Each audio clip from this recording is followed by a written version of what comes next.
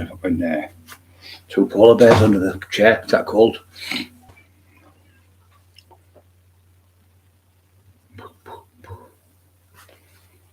Diddle ding ding diddle ding ding ding ding. One on, one thumb up. You've been there programmed properly. Bloody nose is running with the cold. This room's freezing in here.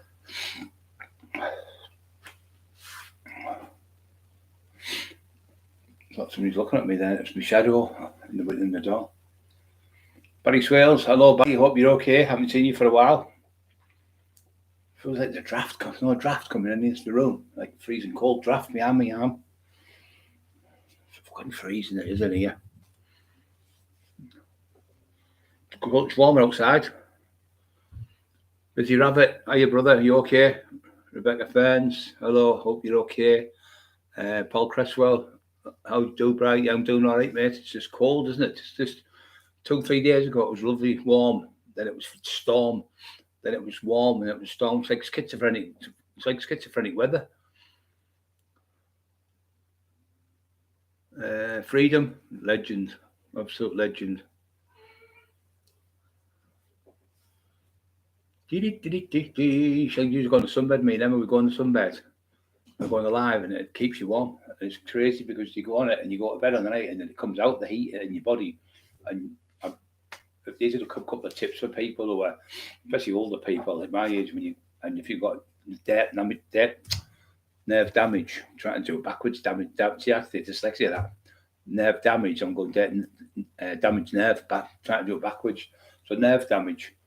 If you've got that, you can put my hand. My mum's the same. She's had a stroke. People have had strokes.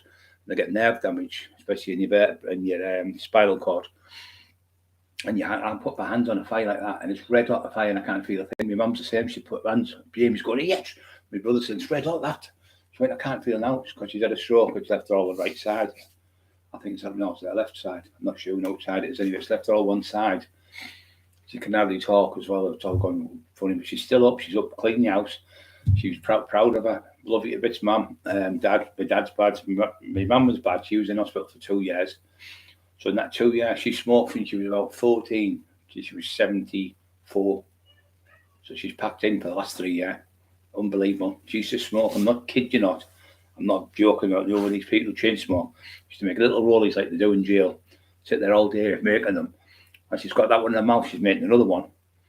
And she'll be making another one. She just constantly smokes. I said, Mum, I've been here 2 hours. You smoked about 20 rollies in 2 hours.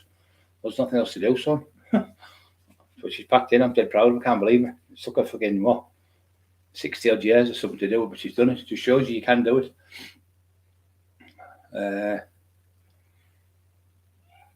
Heinz Old Beans. Heinz Beans. Remember that advert? That was a good one. The old adverts were great, when the shit the adverts now, man. They're all daft robots turning into the car, and the cars turning into robots, and people talking crap, and come on and they'll show you something. Remember the old Harvest? Now when he goes up the hill, pushing the bike up, and then it comes down the hill, all them type of adverts in there. And one where she looks like Lady Diane, and her boyfriend's finished, and she throws the wedding ring away, and she throws all the clothes up the top away, and jumper and all the stuff. She throws her coat, and then she just goes to throw the car keys, and it was a Volkswagen. She went, grabs the keys and went, starts smiling. I've still got a Volkswagen. Gets in, starts up and drives off. Saying, if everything in life was as reliable as a Volkswagen, then you used to have the hide again. The rain in Spain ain't what it ought to. She was trying to do it like that, but she was like, "Hey, the rain in Spain ain't what it ought to." She's talking dead posh, and he's trying to get it to change. So they give a Heineken. He starts talking like council estate like us. Really funny adverts that were on, but they're crap now. And the Woolworths one at Christmas was fantastic. So we'll get into a lot tonight. 40 on, just wait, let it warm up, literally, no pun intended. Yeah, so get a hat, like a hat, not like this hat, like a hat, like a dot if you're older, something like your granddad, things like that. Long johns, I know it sounds crazy, but they're great. They used to wear them in the cowboy films and that, but there's still people wearing them now, putting old people, so you put them on, put a pair of socks on as well. Because the heat dissipates from your head. So if you've got a little hat on, like a little dot, like the Muslim lads have, like a little hat like that. If you put one like that on, a little cap, it'll keep the heat from going out your head. It's your hands, your feet, and your head because you're clothed on. So if your head's got no heat, nothing to keep the heat in, it's just going to all come out of it. So if you've got, even if you get gloves, put little gloves on and go to bed with them on. I know it sounds crazy, but people can't afford for gas and go to bed with you, not the clothes you wear when you wear like this, but like pajamas and stuff, and gloves on, and a hat on, and socks on, and you'll feel a look. You might look fucking like a lunatic in the mirror at yourself, but who gives a shit? There's only you can see. So why be freezing when you can put, like I say, you can go somewhere like Primark and get them the cheapest chips. Probably spend 20 quid and you'll get everything, but it'll save you a lot of money on bills. And halfway through the night, you'll wake up red hot. You'll probably turn your heating off. Eli's crying to come down once he sees Dad. Freedom. Adam Townsend. Hello, Adam. You okay? Peace. Paul C. Evening, Peter. Richard Smith. Hiya, Brad. Hiya, mate. Bobby, let the dog down. She's told him 8 times and he still stood there. Fucking nightmare he is.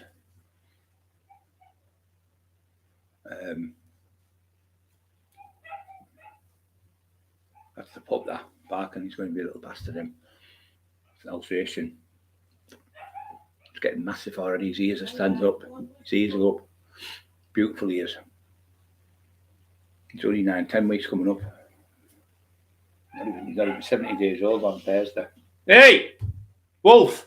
Call him Wolf because he just looks like a pure black wolf from the forests, you know, and Yellowstone Park in America. Just looks like on a pure wolf.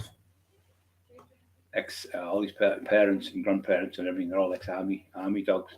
And they use the black ones. The RAF use them as well. Not to go on the airplanes. They don't use the airplanes. They use them like the Ministry of Defence use them to guard the secrets in airplanes being stolen. He's jealous because Eli's upstairs and he thinks he's upstairs with me. Then when he's upstairs, Eli's barking. So it's all day along with them. They've got the Emma demented. You know, one up and one down. Well, I can't put them in the same room yet because like Eli's too big. If he hits the size of Eli, if he grabs his back plane and it might break his back or something. So he's only little up still for the size of Eli's huge. The muscle on him is just like a bodybuilder looking on stage and just full of muscle, just wobbling from side to side. Like, or there's them cows, you get them bulls, you get the white ones, and they've got double muscle. They've got like a double bicep, a double tricep, everything. I can't remember the weight of them, but they're fucking about 600 kilos. They're fucking huge. They're about 7 foot tall or something. And if they're still on, you just go straight to you or you're on the floor. But they sell, I think, Belgium something cow bulls. They're fucking monstrous. I thought they were made up. I thought it was just made up. That's a cartoon. It's real. Right, we're going to get into a bit of train stuff. So people sitting in the house bored, doing nothing. People coming out of hospital when you've had injuries. You can't just sit there and leave it, because if you sit there, what happens is the more you sit, the more your muscle deteriorates. So if you don't move it, you'll lose it. That's the old saying what hospitals say. So if you sat there and you see them do nothing, I mean, you can sit on your chair and squeeze your bum cheek on the right. You can squeeze your bum cheek on the left for 10 seconds, hold it. You don't have to get up and sit down, squats and lift weights and everything. You can just lifting your hand up and back down, like lifting your arms like that, back and forth, putting your hands out, stretching yourself. Get up, hold onto the chair or the bed or Zimmer frame, whatever you've got, and just stretch yourself out. When you get up in the morning, try and bend over a little bit on the bed, stretch your neck and stretch. Obviously, going to go too far, just make sure you're okay. But if you stretch it, you decompress yourself. So if you're suffering from bad back, if you come forward and stretch your neck like that and come forward on the bed, sit on the bed holding the lats or whatever, and just stretch your back down. I do it every day, about 4 or 5 times a day. What it does, the vertebrae compress with the nerve damage. So what you're doing is you're like relieving it off so it's not touching the nerves. Because when it touches the nerves, it's like a toothache. You're like, oh, fucking toothache. But this is, anyone knows anyone with a stroke so bad, anyone with back operation, although it's the worst pain you can get. It's nothing worse. Steve Shannon, welcome to the show again, mate. Lovely lad. Good lad from Groveville.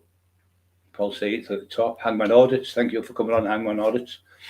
I seen you views commenting on the movie. What I've done is I kept it quiet.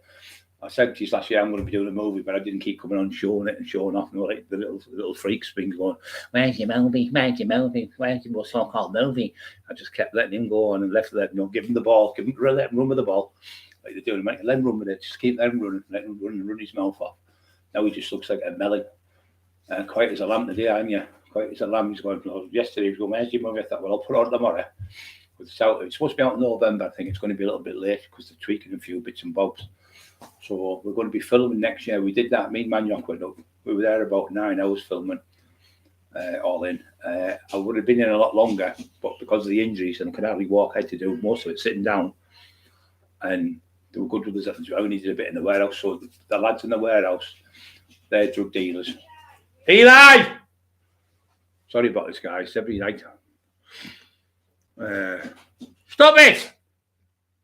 The one who he's told with them, only with me. Mickey, 24 hours in bed and lost just 1% of muscle. Yeah, you can do, mate. You can just, when you get to your 60s, you can lose nearly every bit of muscle. I'm nearly getting to 60. I'm 59 in December. Ruined the doors in this house. He's absolutely wrecked the house. And honest to God, what a mess he's got the house in. Chewing through walls and furniture and beds, and it's fucking terrible. Nightmares, bull terriers, chewing things. Fucking nightmares. Freedom, podcast smell. YouTube Wars, mate. Thank you for coming on Warzone. Thanks for coming on, brother. Rich G, Biscuit 78, Paul DeVox. Go to them again while he's Steve Mac. Welcome to the show, son. I hope you're okay. Yeah, and my niece, hope she's okay, and the little dogs, I should say.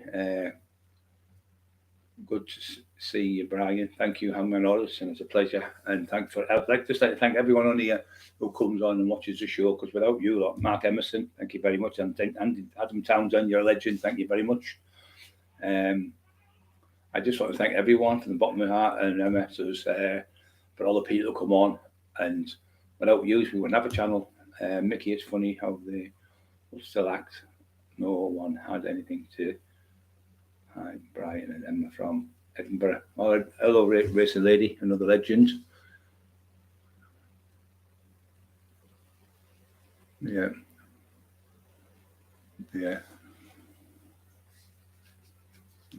In the day, yeah. No, you're right, mate. Yeah, they're just fucking idiots. So, I get these fucking daft things. He'll come on and pretend to be Steve Mack. He'll come on and pretend to be Steve Shannon. He'll come on and pretend to be Peter DeVox. He comes on and pretends to be all those. He's a fucking loop.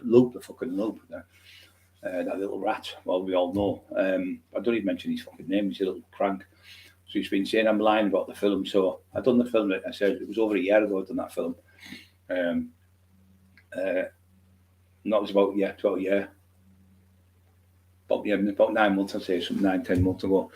So I never put it on like he's like, I'm doing this and I'm doing all that fucking shit. So I left it and kept the videos what Maniok took. And I said I won't put them out until we get closer to the movie coming out. So it's going to be coming out next year. And then next year we're going to be filming again in the summer where we're doing This Is Birmingham 2. So it's basically about drug dealers like the cartel from another country will come in and try to take over the area. So they come to us as family, and we've actually taken the stuff off them, a load of stuff off them, and I'm showing them a lot of tax, and they wanted me there because my experience, obviously, I was called the fucking tax man for nothing. And when they were doing the films, no, I wouldn't do it like that. We wouldn't do it like this. We would have done this. We would have ruined the film. You know, some of the things we were going to do. What we're going to do is we're going to probably show that whether we're going to do it and say it's the blooper, what we've done wrong. This is the one we did wrong, and Brian helped us. So it's really good. The story's good, and it's took over a year to make the movie. So the little crank makes a movie in a day. We did the documentary with me in one day. How the fuck can you make a full documentary in one day? When I did a documentary, it was like the BBC, not the BBC, I knocked them back because they only want to do a 20-minute one. I did one for Channel 5, but they were only little ones, were just where you're in at 5 minutes. But the main one where I was on the McIntyre, that documentary took 9 months, 6 months of, 3 months of filming, and then come back up for another month. 2 months of on the phone back and forth, and then another 6 months of editing. So it took nearly a year and a half nearly to make that documentary. You need at least 22 hours to make a 1 hour documentary. He goes out and just does it in, but then he does a documentary in about 2 hours. I'm not telling you, about 5 hours. How the fuck can you do a full documentary, an hour documentary in 5 hours? When you know most of the stuff you film, You're not going to get on a full hour. You might get, we were doing it, and we might use 4 or 5 minutes, or 6 minutes, or 10 minutes, or whatever in an hour on it. And he goes out and does one in 4 hours, 5 hours. Just fucking shite. Oh, just off a daft little phone. Absolute garbage. That's why nobody rates them. But and obviously he hasn't got a clue what he's talking about because he wasn't around in them days like we were. And Steve Mack and all the people on here from Grove Hill, and all the people know the real truth. What happened in the day? He was in school. He was 9 years old when Lee died. But so the movie's done, but it's coming out, I say, like next year, and then next year we're doing. But in the next one, he said, if your acting was that good, I thought, well, I'm not Richard. I said in the newspaper, I'm not the Robert De Niro, but I thought I did well. And they said I've done that well, they want me to get a major role next year. And so next year I'll be in a big part. Obviously, I'm going to be a lot fitter, getting better by the day, and I'll be acting. I'll be in the film, but I'm still got about a 6, 7, 8 minute part where I'm talking. So that's, I don't know how long they're going to cut any bits out or anything, but I'll be in for about at least 6 minutes. Where the other movie I did with Newcastle, I had that money in there refereeing it. But to be quite honest, I've done 2 movies in a year with the injuries I've got. I've done really well because the pain was horrendous when I did the movie, and I did the fight scene with the lads Newcastle way.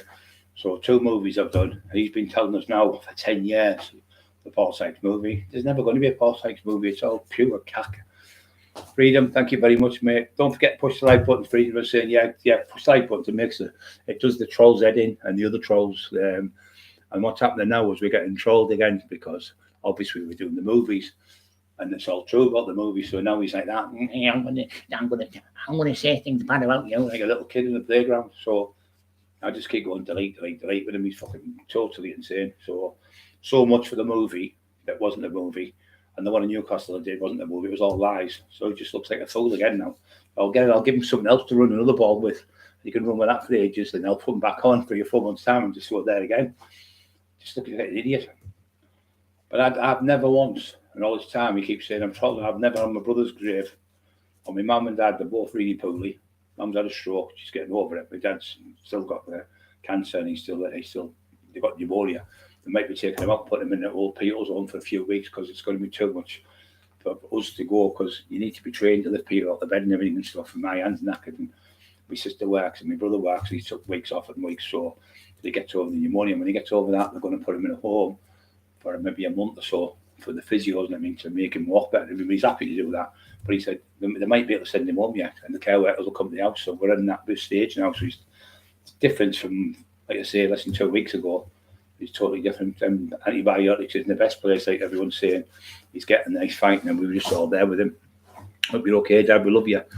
And now Jamie Lee's just passed to be a solicitor. She's just passed most of the stuff. She's passed one stage, what she's done. She's in the next stage, and she's going for that Bachelor of Arts, I think it's called. I don't know what's Bachelor of something, to be a solicitor. So she's done really well there. So it's good. And all the good news coming in today. So yeah, so that's about the movies, really.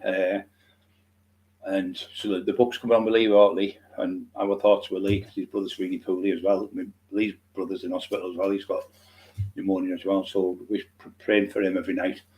And my dad and that, so I'm praying for everyone on here. So we don't do nothing wrong. We're not calling anyone. We're just doing our own stuff. And he just won't leave us alone. He's just a fucking proper, jealous, horrible, hateful, spiteful little man.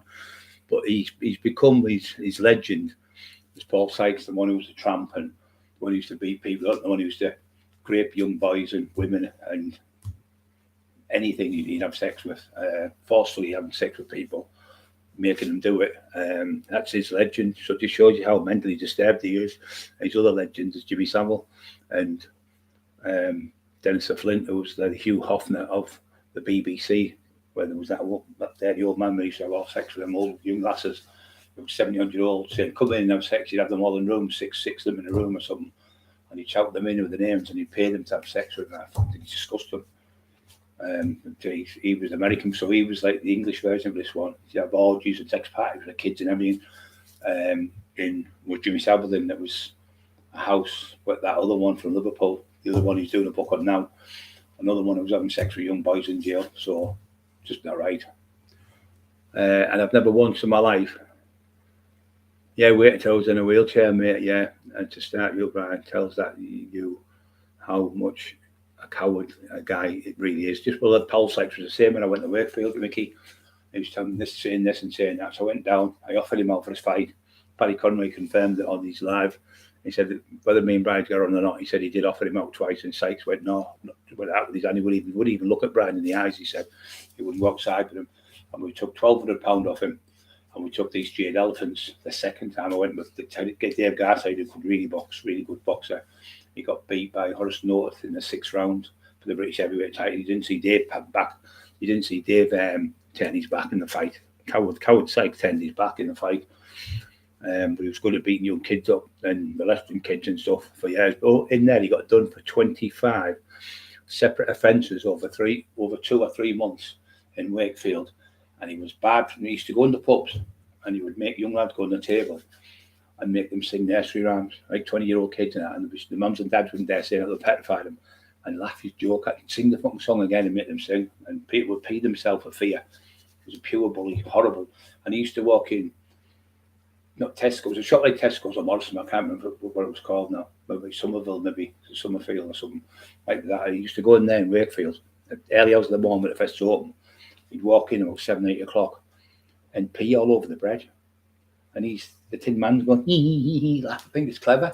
Yeah, it's true. He used to pee all over the bread in Tesco's, and he used to open the kind of that sort of stuff that's like treacle, that alcohol, I have the name of it now, special brew. He used to drink the special brew, and the security guards weren't allowed to go near him. So he'd phone the police and they'd put him out. So he was done for 25 different things where he was slashing himself, threatened to kill a little kid, 8-year-old, and the man was at the bus stop. But they couldn't get him verbally saying, they couldn't hear him, but they caught him on camera because he lived under the library. Under the library, there was a camera, so they zoomed into him and got a lip reader and caught him there. But he was going to the park, saying to young boys, 15, 16, 17, come over here and do this to me, give me one of them blow things, and all violent disco. And he's going, hee, laugh. I think it's funny. I think it's fucking disgusting. Having sex with 13 and 14-year-old kids, having threesomes with them. And he thinks that's funny. I think it's absolutely fucking sick. Miss Pink, Babe Claw, if you can catch his attention, don't want to plague him. Plug him, yeah. It's actually living legend, Brian Cockerill House, your pal. Your pal. Yeah, I'm okay, mate. Lee, thank you very much for asking. Yeah, it's just that he comes on every day. We're not what we're doing for me. We just don't want people to be doing books with him or doing anything because he's ripped everyone off, and he's, like I say, he's been chased out of the whole of Teesside. And it's just he's gone now. Obviously, out of the area, he's never come back. But we just don't want him ripping people off. Jimmy Savile's house. That's where the house he used to go to. Jimmy Savile's with a bunch of fucking wrong-uns and have sex with kids in the house and dress them up and everything and video it all. Fucking sick. Jimmy Savile's house is abandoned up in Heron, Scotland. I don't know what that one is, but he had a house in it was his sister's house he had, and he used to go to Delroy Shower's house, and he used to be a millionaire with cars, and he was a minder for Jimmy Savile, Sykes, and he was a minder for this Delroy Showers, who was the one who sold the heroin in Liverpool, and he used to have a car business, and he used to go to Scarborough, where Jimmy Savile's sister, where he's buried, I think Scarborough, if I'm right, and his sister's sister, he'd go there and then they'd go in the countryside with a bloke called Dennis Flint. Dennis Flint is the one who worked for the BBC. Another one known for it. And she told them all that. God bless her. I can't remember now. Remember, she used to do the shows, and not Cilla Black, the other one. I can't remember. She used to come on and make people happy. Like, I can't remember her name now. I think she was the BBC. I can't remember her name. She came out and said he was wrong and everything. And Johnny Rotten come out and a few other people come out, and they got bad off the television show because he was making that much money, Sykes. So they thought, and he had people like Prince Charles, Lady Diana, he had all them in his pocket, and he was making that much, millions and millions of pounds, meant more to the government and more to the royal family and that than young kids being abused, and it all come out in the end, and we all knew what he was doing, but nobody was doing that about it because when the normal police were trying to do the job. I seen a documentary, a young lad, he had black hair, I can't remember his name, he does a lot of documentaries. And he said, when they were doing the documentary, he spoke to police officers in Leeds, because he first started in Leeds. He was actually, there was a body found outside near Jimmy Savile's flat, right next to where Jimmy Savile lived. He lived in the top flat and it was at the bottom. And they reckon he had something to do with the Yorkshire Ripper, because he also witnessed him in jail. he took poor Frank Bruno and said, "Oh, this is such and such," and shook his hand, but he didn't know it was the Yorkshire. He didn't know it was the Yorkshire Ripper, and set him up in Broadmoor. And he had the keys to Broadmoor. He could just go in the cells where the women were and everything, and just walk in the room with them. They were getting a bath and things and do what he wanted. So he, like I say, no one would dare touch him. But my father protected him because of the royal family. He was in with them, and he was in with Margaret Thatcher, the Prime Minister, and Dennis Thatcher. So when you're in that type of community, you haven't got a chance. You haven't got a leg to stand on. He said you was the hardest man on the cobbles in the day. Yeah, I think I was, mate. A lot of people say it. The record speaks for itself, doesn't it? So, your fitness chat. Yeah, we're going to do that, mate. There's plenty of time. Right, we're going to go on. That's going to do the fitness chat. Right. So if you want to get back into the gym, first thing to do is you need to go to the doctor. Go and see the doctor. Get your blood pressure checked to see where it's at. It could be too low, it could be too high. Get a diabetes check on your diet, see if you've got diabetes, because if you're feeling really down and depressed and you can't hardly do anything, you're probably suffering. You might have diabetes, nightmare this dog. Might have diabetes, or you might have low testosterone in your body. When you get older, when you get to 30, 31, 32, 33, you start losing 1% of your testosterone in your body every year. Sometimes some people lose 1.5%. So by the time you get to 60, you've lost 60% or more. So you might have lost 70, 80%. So what you're better doing is going to a doctor. He will give you a test to see what testosterone's in your body, because you produce so much. And if it's really low, he will give you a HRT, which is a hormone replacement therapy, which is testosterone artificial, but it's the exact same one with you. It emulates the exact same one what you had when you were in your 20s when you're a young lad. That's why you start getting wrinkles and your hands start shriveling up, because you've got no test in your body. And you're also prone to the brittle bones. And you're also prone to fall on the floor and hurt yourself and break something easy. So if you go to the doctor, they'll test you for it. It's just a blood test. It doesn't hurt. So just can't concentrate with the dog. Good made in. The blood test. They're shouting, talking, the dog's barking. It's like a madhouse in here. So you get the blood test, see what's happened there, and if you need it, what they do, they can give you an injection once a week, about once a month, of maybe 0.5 ml of testosterone. So that goes in your system, and it's within about a month or so, you'll see the benefits of it. You'll be getting up out of bed quicker. You make your grip stronger. It'll make you be able to walk further. It'll make you sleep better. Because when you've got no test in your body, you can't hardly sleep. Your body's exhausted because you fall asleep in the afternoon. You fall asleep. You'll be falling asleep all day long. So when you go to bed on the night, you're exhausted because you're having 10 minutes sleep. Feeling a bit sick. 10 minutes sleep, then 10 minutes sleep, another 10 minutes sleep. So when you go to bed, you've had bits of sleep, so you can't sleep properly. So you can get a cream what you get on, and lots of Dolly Yates has got a lot of people doing it now with a lad called Kerry Keys. He has a doctor, and they're going all over Europe and around the world where they're getting people. Some people are diabetes. It also helps you with diabetes and things. So what they've been doing, they've been giving the HRT, and the HRT is helping them because it's stopping them with the diabetes and stuff. So all the tablets this lad was on, he was on about 40 tablets. He was on the testosterone for 3 months, every single tablet gone, eradicated the diabetes, it cleared that up. And that's another thing. So you need to go and see about these things, and don't just sit there, I'll go tomorrow, go tomorrow straight away, because you'll talk about your life, you're not talking about just that little thing. And if you get it sorted out, you can have another 20, 30 years of life. But if your testosterone's really low, you might have another 2 or 3 years, 4 or 5 years. So get there, get it checked out, see if you've got diabetes. I wonder about women as well. Women can do the same. They have the same. They have to have testosterone. They don't have as much testosterone as men, but they still have testosterone in their bodies, so they need checking as well. And their diabetes need checking. You usually get diabetes when you're born with it, which is the infancy one, or you get it stage 2 one, where you get it where you're eating too much food, not training. If you train every day, 15, 20 minutes a day every day, you won't get diabetes. It's very, very unlikely in this. Maybe 1 or 2% can get it. But if you train, because you're training and you're pushing the arteries open, and your body's fit and your heart's pumping all the time, because you're training every day and you're exercising every day, it eradicates it probably about 80%, 85%. So the chances of getting is probably 10% compared to what it would be, 10, 15% would it be if you didn't train and eating sugar. Sugar, people used to think fats were the worst thing off like animals. You used to dipping in fat. It is bad for you, but green stars should get power piston. That's how power house. Yeah, so I'm trying to think now. So what you got to do is go to the doctor, get checked out, make sure everything's okay. Before you do any exercise, make sure your knees are okay to do them.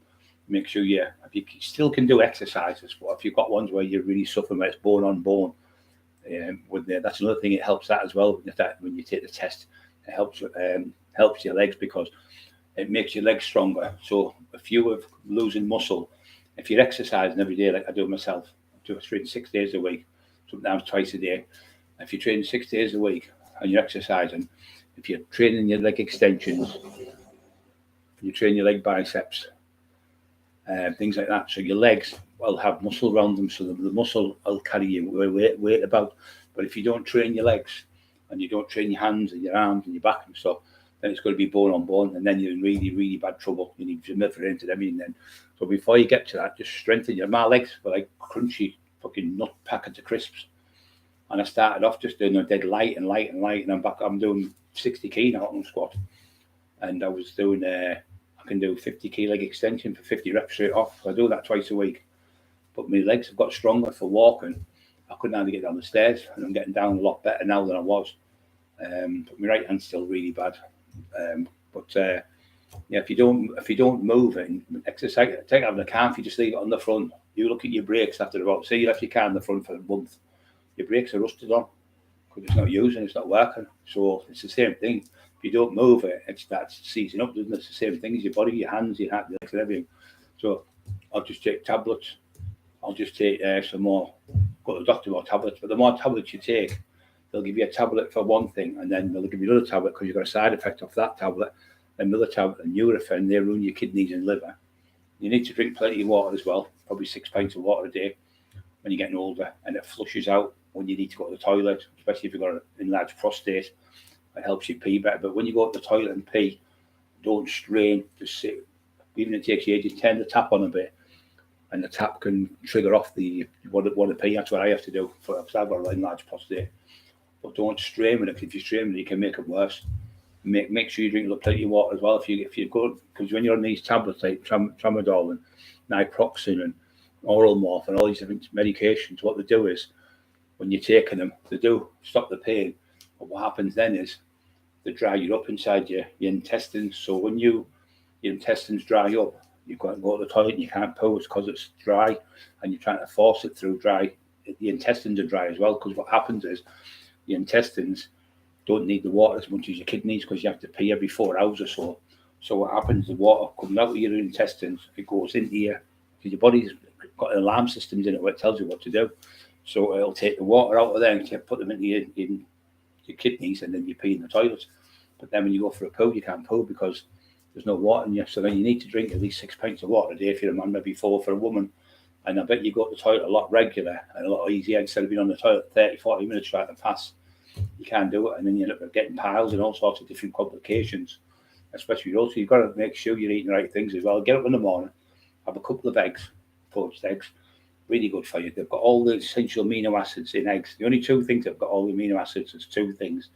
There's milk and eggs, but milk's very hard to digest for a lot of people for the lactic acid in it.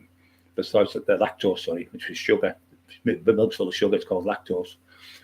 So if you're going to have get in the morning some toast and some eggs and have a coffee if you want a coffee, maybe have a banana or something, which is a carbohydrate. So if you have something like Weetabix, they're good, but if you've got diabetes, they're good, Weetabix, and wheat's good if you haven't got arthritis. If you've got arthritis, it's a nightmare because it makes your hands seize up, the wheat in it, so they're not good at all for them. You can get gluten-free ones, but they're a lot dearer, but for the extra couple of pounds, it's worth it. But wheat is a nightmare for hands. And another worst one, you won't believe me, is tomatoes. Tomatoes are a nightmare if you've got diabetes. If you've got fucking arthritis in your hands or osteoarthritis. This sees your hands up, your hands go like that, they're tight. And I tell you what happens as well when you're bad with arthritis.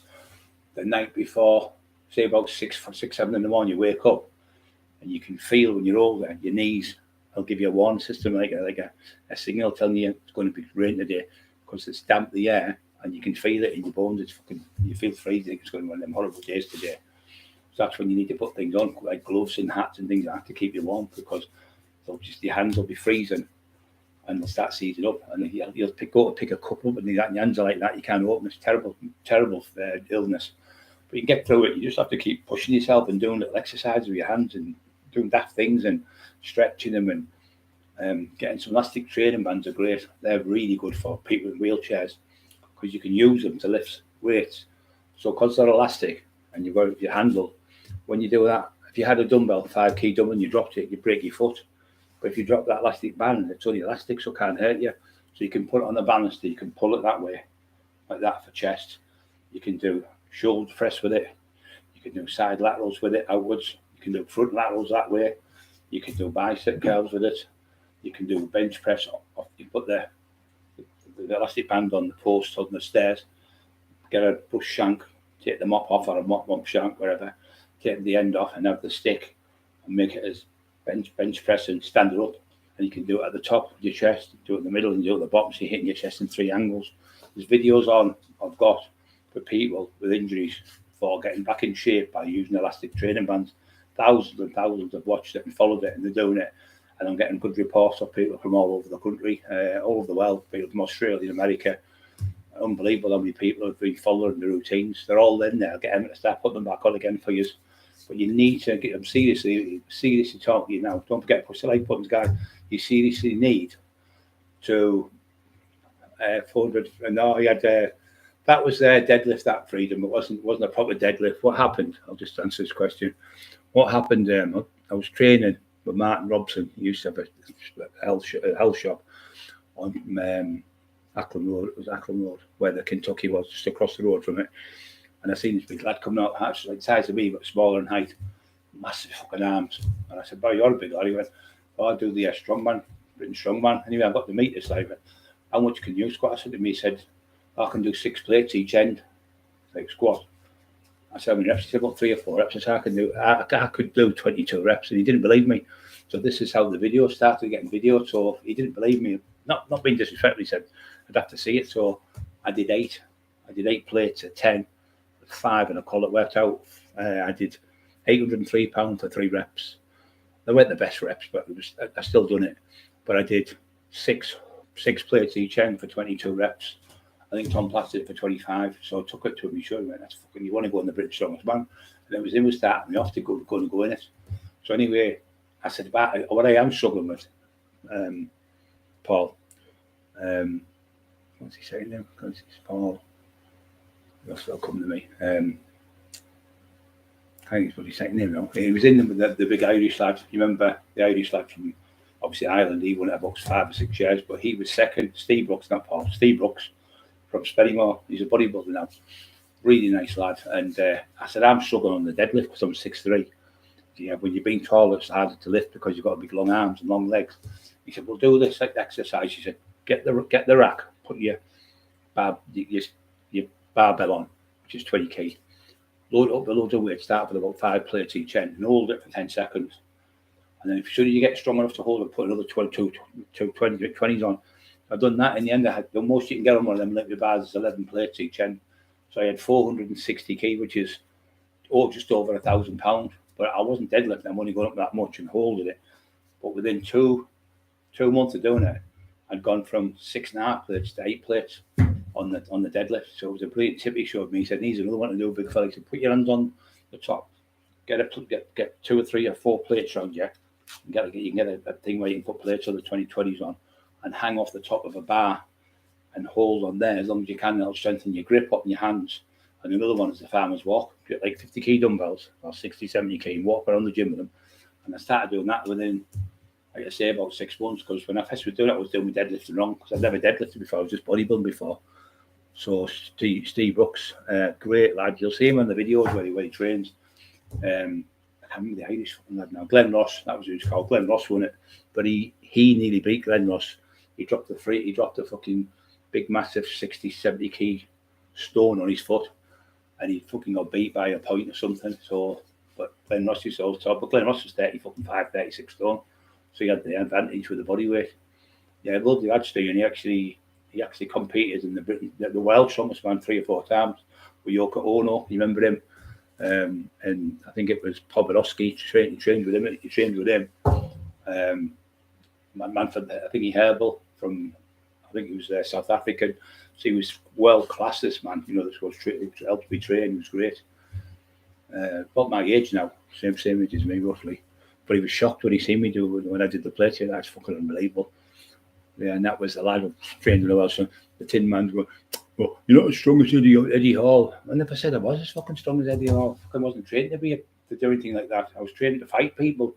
I was mainly doing to fight. And then when I did the video, and somebody seen it, another lad come, and he was a copper. He was an ex-squaddy driver, and he lived in Darlington, and he was a brilliant bodybuilder. And when I did this is when I did the 6 plates. I said, "Can you give us a spot here, mate?" And he went, "Come behind me." I'm 1, 4, 3 or 4. I went, "No, 20." He went, 20.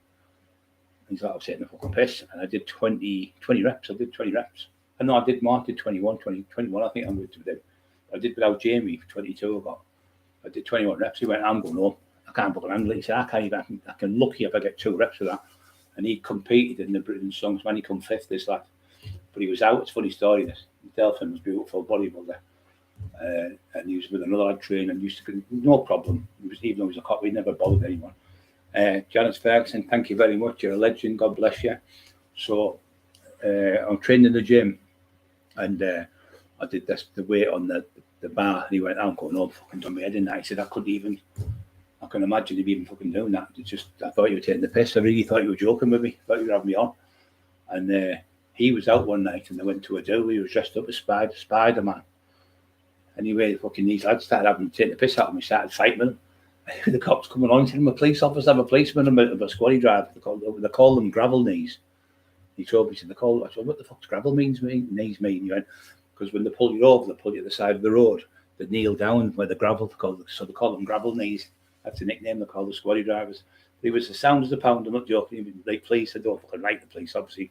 But obviously there's some good ones, and he never bothered anyone. On steroids and all things like that, but he was a really strong lad. But he was shocked to death when he seen me do the weights. But you tell people that don't believe you. That's why we did the videos, because people wouldn't believe me what I was squatting and what I was pressing. But that's me at 37-year-old in 1999. So when I was back with Paul Debrick, when I was like 22, 23, 24, I was doing 7 plates front squat for 10 reps all the way down up.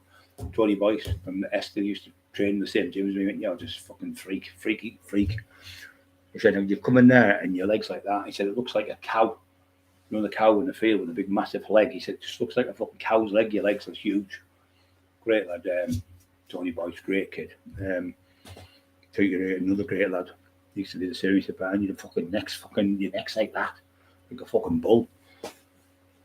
Yeah, deadlift 360 something key. I think it was 360 something. I think it's 363 because the collars were on as well. I think it was 363 I did, or 365. I think it's 365 because you've got to remember when you put that much weight on that man orders, the bar's bending, and the people say, "No way you can bend an Olympic bar." Well, when you watch the video and you see me doing the deadlift, the videos are on tonight. You've seen them.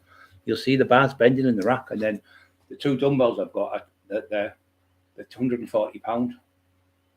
The dumbbells in each hand, which is 280 pound, which is 20 stone. And I'm pressed up with my head like that, just throwing them up and down. And then there's another one where I'm doing tricep press down with a tricep machine. I've got 120 key on, and I did 10 reps. I think I did 6, 7, 8 reps. But I used to be able to put 140 on because they made this special saddle that would go on the rack. You could put like a big round bit like that, and you could put the plate on. So I used to put 2 plates on, 140 key. I did it in Steel City Gym with Mark Lanny and little Tim. And Chrissy Mulcaster was in there, and I pressed the fucking thing. And Phil Williams was there. Well, Mr. Olympia, he come to the red car with Mark Lanny, which he trained with Mark. So I did 5, 6 reps, and the fucking machine snapped, and all the fucking chain snapped. He said, "You've snapped the leg press for 2,000 pounds. You've snapped my fucking tricep bench, and you've snapped the bench press." I had 7 20s each end on the bench, on the decline. I couldn't rep it, but I used to let him come down and then I'd press up. I'd let it come down, I'd hold it coming down as hard as I could, and then I'd get a touch up. And then when you go back to say 5 plates the next week, it's a lot later to do, so it's called force reps. But people don't believe you because they say it's like that type of weight. But when there's that many people, I'm going to have Lee Little coming on soon. He's going to come on. He used to train with us. He's Mr. Britain. We're just overall Mr. Britain. Really good lad. Yeah, he did a 501 key, mate. But if you see what the fucking happened to him and the amount of steroids he was taking, a lot of people don't know this, but he nearly died. He had a bleed on the brain. He couldn't even remember his wife's name for 3 months. He was nearly in a coma. He was like completely gone, catatonic. Didn't know where he was at. He had to learn to talk and everything. After that, he retired. It scared him. He fell forward. He's far too big. It's a massive heart attack when it happened. Well, you see most of them powerlifts. That's why I always did the boxing. I always did the bits of run on the stepper. I didn't like the machines because when you run on the concrete or you run on them machines, if you're only 8 stone, it's not so bad. But when you're 20 stone, you're 4 times as heavy when you're on concrete. So you're running like 100 stone or something, like 80 stone. So that's why I'm up on knees and everything fucked. So I started doing the steppers because you're just running on the stepper. You're not banging into the ground. So nearly all top runners, and knees are knackered. But there's another good thing to take if you're going to take any supplements. Glutamine is good because it helps to replenish the body. Vitamin D is really good, especially this is why this time of the year a lot of people are depressed and down because there's no sunshine. And what happens is when the sun shines out, you've got your top off and you walk around, you're going to need 15-20 minutes a day of sun on you. What happens, you produce natural testosterone through the sun. It's called the sunshine vitamin. And when there's no sun, you've got no vitamin D. So it's very hard to get vitamin D in food. So I just buy it at the pound shop. I take 4 of them in the morning, 4 at night. You're only £1 and you get about 100 tablets in it. So the cheapest chips, vitamin D, they're only £1. Get them out the Aldi's I think it's called. And go in them cheap shops and just get them just as good as the big shops. I mean, they're not as good as the tablets, but if you're getting 70-80% of something that's good for you, it's better than nothing percent in it. Like my mum used to say, half a loaf of bread, it's better than no loaf of bread. If you take the vitamin D, that helps the muscle tissue, stops you getting colds and flus. I took vitamin D for 2 years. I come off it for 2 weeks and I got a cold. So I did it again and took it for about a year, come off it for 2 days. I got a cold. I thought it's definitely works. But you have to be resilient with it. You've got to take it every day. Probably 200 ml in the morning, 200 ml at night. It doesn't keep you awake. The vitamin Bs, don't take them on the night. Magnesium, if you're suffering from restless leg syndrome, or you're suffering from where you can't sleep, anxiety, depression, that calms the brain down. Magnesium, it calms the whole brain down and makes you sleep better. So take a magnesium about an hour before you go to bed, and then instead of taking sleep tablets, because you get addicted to them sleep tablets. Once you start taking 1, you need 2. Then you have 2, you need 3, and then you're on fucking 20 by the end of a fucking year or something. So, yeah, just things in moderation are good. A little bit of everything is good for you. Like even they say now, if you have 1 whiskey, 2 or Bacardi, or any type of shot, 2 or 3 a week, it makes your heart better because it thins your blood out and it makes your blood pump around better. And it's all top doctors now are saying that they used to give rum to the sailors.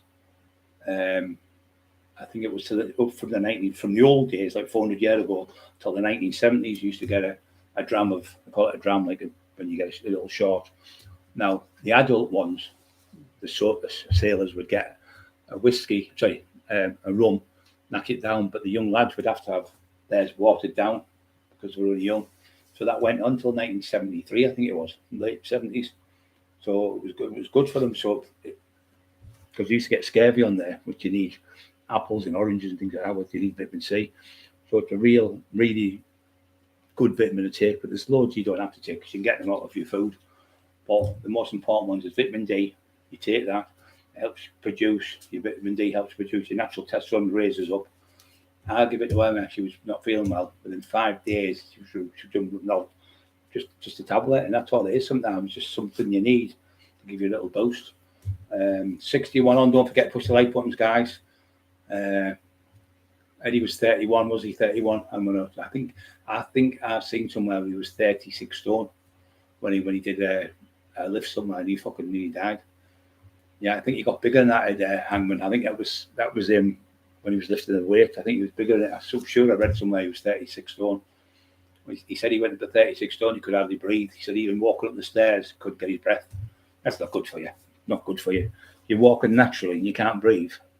What happens if you have to fucking run? Take a bit of vitamin D. Yeah, just get them out of the Aldi's, I think it's called. Aldi's are going, and you go in that, and the coffee in Aldi's is brilliant. The coffee in Aldi's is better than the fucking Nescafe. It's fucking beautiful, and they do butter in there as well called Norpack, and it's the exact same as their pack. So what I done, my mum's going, no, I'm not having that shit. No old fashioned. She's 77, 70, 74, 76. Sorry, that's 78, I think. Yeah, she was two years younger than him. So they went, oh no, we want the right one stuff. So what I done is I got the Norpack butter, took it out the package, got the layer pack. Put the layer pack in the Norpack and put the fucking Norpack in the layer pack tub. I'll put them down on there. So taste that one then. Taste the Norpack one then. Taste it. That's it's okay. Taste the proper butter. So yeah, that's miles better. But that was the Norpack. She was tasting this one. That was the fucking layer pack. So psychologically, she's seen the layer pack on the label.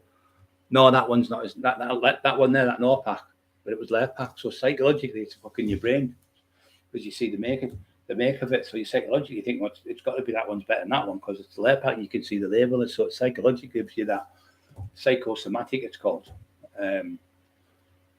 So people get brainwashed by fucking seeing advertisements. Oh, I'm getting that's automatic soap powder's the best.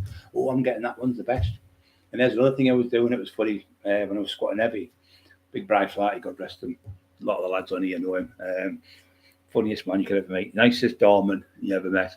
Could have a fight when he was younger, but he was 63, I think, when he died, 67. He used to train the big lad in the video when we training. He used to go to the gym, you try to do a lift, he started fucking about doing that dances and all that. I swear to God, he was 26 stone, he was hilarious. He'd make you laugh. So people like that, when you surround yourself with good people and you're going out to Poundland, yeah, you're right, Poundland, I go in there to magnesium. Magnesium, you need to get that. It's really, really good racing, lady, if you suffer from RLS, which is restless leg syndrome, or periodic limb movement disorder, where you kick your legs in bed and you're your wife's going, fucking, well, Emma does it. She does it all the time. Kicks me in the fucking ribs. I think she pretends she's got it. Poof. That's me, periodic limb movement disorder. And the other thing, if you get another nightmare, it's cramps. You've all had them. You wake up in the middle of the night because you haven't got enough salts in your body. Or if your body's down, you need to get the Oralite. It's about 4 or 5, 6 quid an ounce deer. Just have half of one of them every 3 days, and it tops up your electrolytes in your body. If you haven't got them in, you end up getting cramps, and you get cramps in the middle of the night in your calf. You're like, the pain's just excruciating. I've known people tear the leg with a calf injury in bed. It just rips the leg open. The thing for them is potassium. Now, you don't need to buy potassium tablets. Potatoes have got about 600 grams of potassium in, but the other ones, what they call them, sweet potatoes, they've got about 1,800. So one of them in you is better than the tablet. It's got more, half of one of them a day. Sweet potato, you've got about 900 IUs of potassium in your body. It stops your the cramps in your body, because that's what it is. Your body is an amazing thing. It's like when you train on the weights. If you're training on the weights and you haven't got enough money for fuel training, and you've got loads of food in your belly, what happens is your body, it's going to be detrimental, because what happens is you need to eat food about 1.5 hours to 2 hours before you train, because the blood goes to the stomach to help digest the food. So when you're sitting there doing nothing, you're better having 5 little meals than having 3 big meals, because when you eat your food, it digests. It's going around like that, like cycling, and your stomach is digesting, so your pancreas gets the glycogen. The glycogen goes into the liver and it restores it. But the glycogen won't move out the liver unless you exercise. You can't move glycogen from your liver like them fucking smoothie drinks. They're no good unless you train. That's why the kids are all fat, because the glycogen stored in there is fat. So what your body does, if you've got loads of glycogen in your body and you use it, what happens then is you go catabolic. So if you've got no glycogen left in your liver, the body then shuts down and says, right, I don't need muscle, because muscle's no good to me. I need fat. So what it does, it stores the fat around your waist, around your bum and your ass for women and men. It stores the fat because the muscle's not a need, it's not essential. Where fat keeps you warm, and that's why it keeps it. So it's called catabolic. So you go the opposite way around. So you've got to make sure you replenish the food when you've trained. But if you eat food like say 20 minutes before you train, it's detrimental because the blood's going into the belly to help digest the food. But people don't know this is when you're digesting your food in your belly, you're sitting there. You bet. I think it's 300 calories an hour for meat.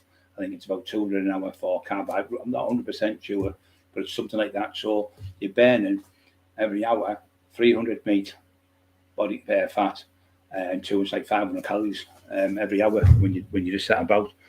But if you're eating just sugar, you're just going in the pancreas, producing more and more fucking sugar, and then your body. That's the worst thing on the planet for giving people strokes, heart attacks. Everyone I've spoke to, I've been in hospital, my uncles and things like that.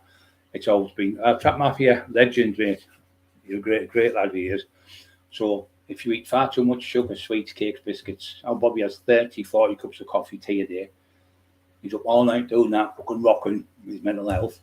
I said, you're doing that because you're full of fucking you're full of caffeine and you're full of fucking sugar. So he's up all night like rocking like this on the fucking thing. I said, I'm trying to get him to stop. He's like, he'll get up at 4 or 5 with me in bed asleep and down and eat loads of fucking cakes and sweets because he's obsessed with sugars. So he gets a rush. He's addicted to sugar. Gets a sugar rush, but it's really, really bad, and it rots your fucking arteries and everything because when you're training and you bench and you're walking, whatever exercise you do, as long as your heart's pumping like mad, your heart then is pumping and pumping. So it's pumping the veins that keep them open. So if they're kept open and they're not got a blockage, if you don't train, if you eat loads of sugars, the arteries start getting little blockages around your arteries, little tiny arteries, and your ventricles and things like that, and your heart and your head, little veins in there, you get a blockage with the sugar. The sugar builds up and goes harder and harder and harder, and it blocks it a bit like a hose pipe. If you stood on it, no water will come out, and that's what happens. It does that, and it blocks it. And if the brain doesn't get oxygen, because the hemoglobin's in your blood is oxygen, so that gives you oxygen to your brain. If you don't get oxygen to your brain all day long, it's only a few minutes and you can have a massive heart attack and drop down dead. But if you've got your training and you're keeping them arteries open and they're flying, the blood's going around them and circulating, it's perfect. Your body's perfect because you're training, you're eating properly. But if you're just eating shit and sitting about on the side of the Aldi and drinking 10 pints of lager or whatever you're drinking and not eating properly, you're going to have a massive stroke. You're going to have a massive problems with diabetes. You're going to have a massive problem with your body weight and obesity. Sugar are the main two that gives you diabetes. It's between I think it's between 45 and 55 is the nightmare period where you get the diabetes. And once you get it, you're fucked because you start getting, once you get diabetes, people don't know this, you end up losing toes because the blood's not getting to the blood's not flowing properly in your body because of diabetes. And then your toes will start rotting. You'll get like gangrene, like a gangrene in your toes, and you'll get amputees. There's 5,000 amputees a day through diabetes in Britain. They'll cut off like a finger, they'll cut off a toe. I know one woman, she's got no fingers and no toes, just her thumbs, all through diabetes, all through fucking sugar. And then other things, please don't drink no calorie drinks because they're full of saccharides and sweeteners. There's no way in this world the body can digest them. So what they do is they go into your stomach, they go into the small of your gut. It can't digest through the intestines, so it goes in the bottom of the intestines. It stays there and stores there as all garbage in your gut, and that's why people now they're saying they could be responsible for cancer, and they could be responsible for brain tumours and tumours of the colon because the body cannot digest them, so they're just stored in the body as just waste. So you imagine having like a sewage pipe, and like say that there's poo in it. You go back 2 weeks, 4 or 5 weeks later, it stinks. It's like when you can't go to the toilet. You're on the toilet and you're in the toilet for a week or something. If that poo can't get out your body, out your bum, it'll start coming out, spots all over your face. It'll start coming out and sweating like mad. You'll smell in your BO. It's terrible to smell because you're not getting the toxins and how your body works. So you've got to look after your stomach. Them probiotic drinks are brilliant. Take one in the morning. They're full of bacteria, but the good bacteria that kills the bad bacteria, like them fucking sacharins and things in your stomach. So them sacharins, honest, read up on them, and you get massive migraines and massive headaches with them. My mum suffered terrible for them for years. She said, yes, and you're right about them things. Since I've come off them, I'm not getting as many headaches, because in the hospital they weren't giving them. All good trap rollies and lady. Anybody got any questions about anything you need to ask me? Bananas are really good for potassium, you see, and they're great for energy. They're full of sugar. All bananas, all fruit are full of sugar. There's dextrose, there's fructose, sucrose. They're all them type of things in it. But they're really good bananas before you train, about an hour. Take one. Even when you train, you can have a bit, and after training to replenish the glycogen. But the glycogen is the source. It's like a battery in your liver. If you don't put that back in within 2 hours, you have a window of opportunity to put the protein, the carbohydrate. You need about 30 grams of protein, 30 grams of carbs, banana or something, a fresh orange juice. Drink that. Get that in you. Take it to the gym. Put it all in the fucking. Don't do milk, because if you put it in milk curdles in little balls. So milk takes about over 2 hours to digest. A lot of people can't digest it and just completely shit it out. So it can't drink. The human body is not made for cow's milk. It's not a great thing to digest. It's really bad. So if you're taking 2 hours to digest, the window of opportunity to put the glycogen back into the pancreas, to go into your intestines, then go into your liver, that won't get there because it's too late. You've gone past it. So you've got about an hour and a half to a 2 hour window of putting the glycogen and the protein and the creatine and amino acids, whatever you want to put in your body. Then the next day you go to the gym and you're fit as a lock. So some days, if you go to the gym and you train really hard and you've done really well, you might bench really heavy and you feel great. Then I'm just going to the pub. You forget about your protein, your carbohydrates, your sugars. You need like them type of sugar, banana sugars. There's what I'm talking about, bananas. There's one there. I have 2 bananas a day. I have 2 apples a day. I have grapes. I have honey. Honey's great when you haven't got your buzzing. If you were a bee and I was a wasp, what would you rather be, a wasp? He's fucking mental in the saying.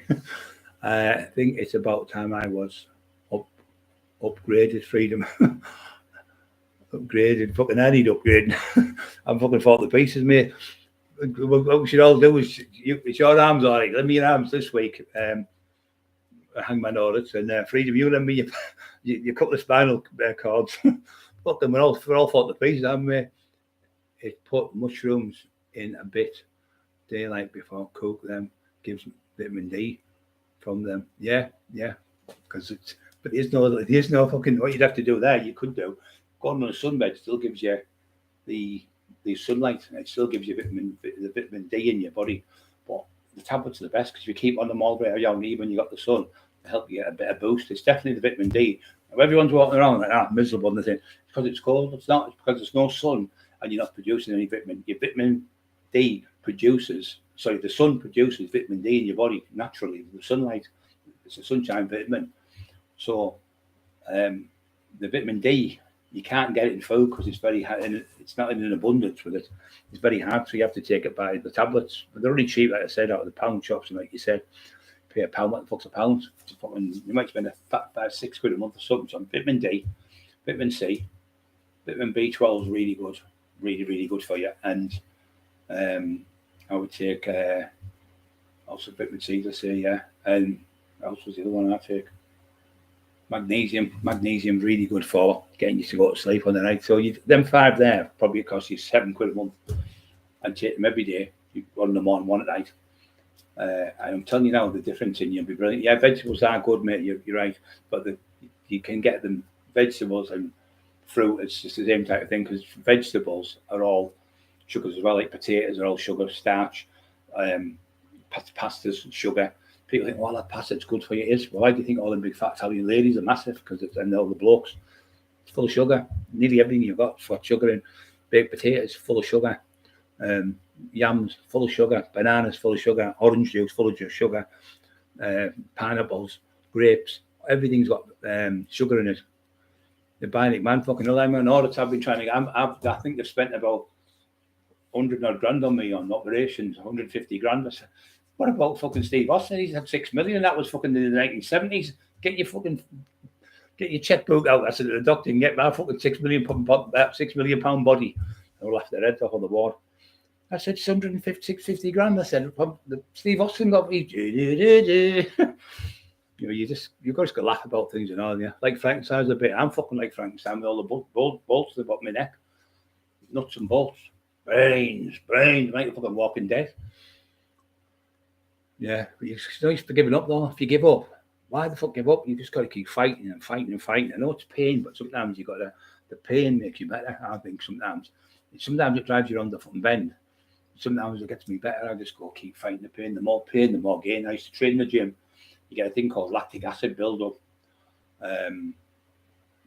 People know about this lactic acid. When you punch in the bag or something, or you can't run any further. Your legs are just gone. You've got to keep going. You're just pushing yourself, and that's how you get to the top.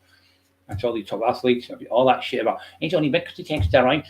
Well, you take them and see how big you get. If there was no steroids in the world, there was no vitamins and minerals, the ones who are world champions, they'll still be the world champions. It's the same. There's no such thing. They do help you a bit. They might give you 10% boost, might give you 20% boost, depends what your body's like.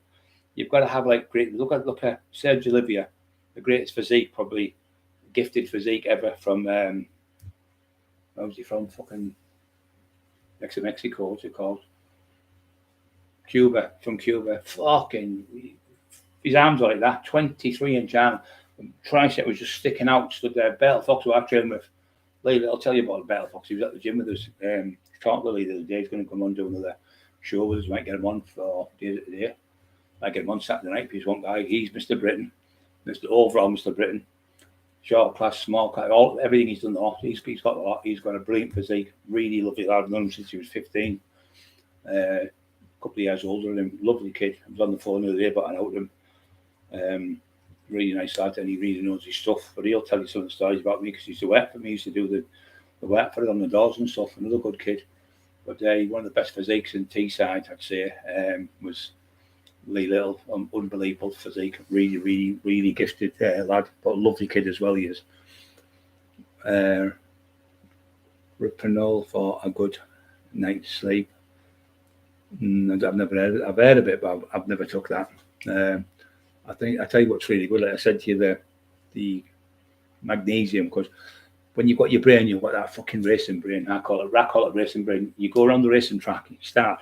He said, she said. You've got about, say, 6 things in your head. Tom Jones, not unusual. Elvis Presley, fucking somebody else. Fleetwood Mac, another one. And it starts a fucking gang, doesn't it? The next fucking start. So you know the records are going to be the next 6 records. The last 6 records you've heard are going to be the next 6 records on the racing track, going round and round. You think, what the fuck? And you sit there, and it just comes again. He said, she said, he said that I should have done this. She said, fuck all that shit. And if somebody comes in and goes, he said this and he said that, who gives a fuck? Just forget about it. Oh, he said this about you. He said about that. So fucking what? They're just shit staring fuckers. Just shit staring, trying to cause trouble between people. And 9 times out of 10, or 99 times out of 10, they haven't said a word. Just fucking lies to cause trouble. And you've got people like fucking Loopy Loop, who we have all the carry on with, fucking just talk shit. The shit comes to anyone. He talks to anyone, tells anyone anything, they just go, fuck off, you idiot. They're not interested. So most of the time, you're sitting worrying about things. The psychologists say now 93%, only 3%, I think it is. Or 93. Well, 93%. I think it's 97 or 93. I always get mixed up. They're fucking, it's either 93 or 97%. 93, no, 97%, I think it is. And what you think is going to happen doesn't happen. So why the fuck worry over 3%? 3% of something out of 100, you think, well, the chance of you living is 97%. You would fucking get you a 97% chance after this operation. I'm going to be all right. If they turned around and said you've only got 3% chance, you'd be fucking devastated, wouldn't you? So why would you worry over 3% of something when you just make it up in your own head? You're creating these monsters and playing with them and running with them like fucking. You're the one playing these songs in your head and playing these scenarios. And tell me now, how many times have they come true? Fucking hardly any times have come true. It's all your brain. Your brain's telling you, I might not be getting a mortgage. If I don't get the mortgage, I won't be able to pay the car. If I lose my job this week, I won't be able to get the food for the kids. If I don't, fucking hell, you can go on forever. If your grandma had balls, she'd be your grand. If your grandma had balls, she'd be your granddad. You can go on forever with it. If this just happened, that's happened. So come around, well, what if that, what if this, what if that, and all that waste of negative bullshit, shite in your brain, all cluttered up crap, all that negative energy, all that stuff you put in there, you're storing it because every day you get nothing doing the same thing. You get out of bed and start again. It's the same next day, you start again with the same shit. So if you're getting up every single day with the same shit in your head for 30 years, when you think it's time to change the fucking records and move on and say, forget about all that. It's all shite. Brian's right. Just forget about it. Take it out of your brain. Emma does a little thing, a little trick. Cuts your head, cuts it up like that, like there, opens it up, pulls it out, puts it there, puts it in your pocket and put it away for another day. And does it like that. It sounds absolutely mental, but it works. And there's another one. If you're arguing with someone and you think you're going to start arguing with your wife or scream at a school teacher, or before you do, just go count to 10. Go 1, 2, 3, 4. You get to about 7, you start thinking you're calming down, because you're calming with 7, 8, 9, 10. Then you go back to 9 times out of 10. You go back to normal. It's a really good trick. It's a psychology trick. I went to all these little things that help people. Hello, Peter. Papa loves raw. Hello, son. You okay? Bananas are brilliant, absolutely brilliant. Really, really good for the body. Tell you what else is really good: peanut butter. If you're hungry on the night, do not eat sugars. Eat proteins, peanut butter, honey, things like that. They're good for you on the night. Peanut butter is really good for the body. It's really good, really healthy. And instead of taking sugars, why don't you go to the Aldi's and get the honey out of there and put honey in your sugar. Honey in for sugar instead of them fucking stupid sweetness. They make your head pound and headaches. Them drinks, no calories in, because they've got sweetness in. So where does the sweetness go? What you can't digest, stay in the gut. That's why everyone's got a little bowel syndrome, the IBS, all the IBS thing. IBS, you know what that's created with? Worry, stress and worry. If this happens, and then it starts all tightening up your stomach. You look at them all laughing. He's fucking right. Starts all tightening up. Starts going round and round. And like, start panicking. You and all your stomach. And you go, do you want a sandwich? Do you want this? You can't eat because your fucking stomach's going round and round in circle knots. Because that's anxiety. Anxiety is a fucking nightmare. It takes years off your life. It makes your cortisol level. Your cortisol levels.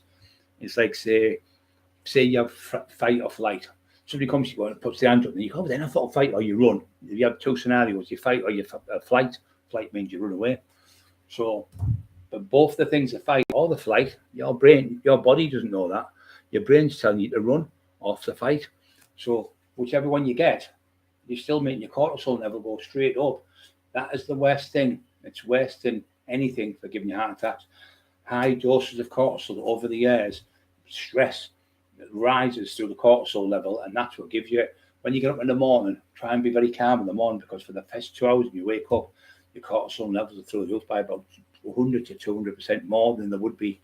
So, try and don't allow that fucking flash your face in because somebody's like cut you up in the car, or fucking somebody's looking at you in the street.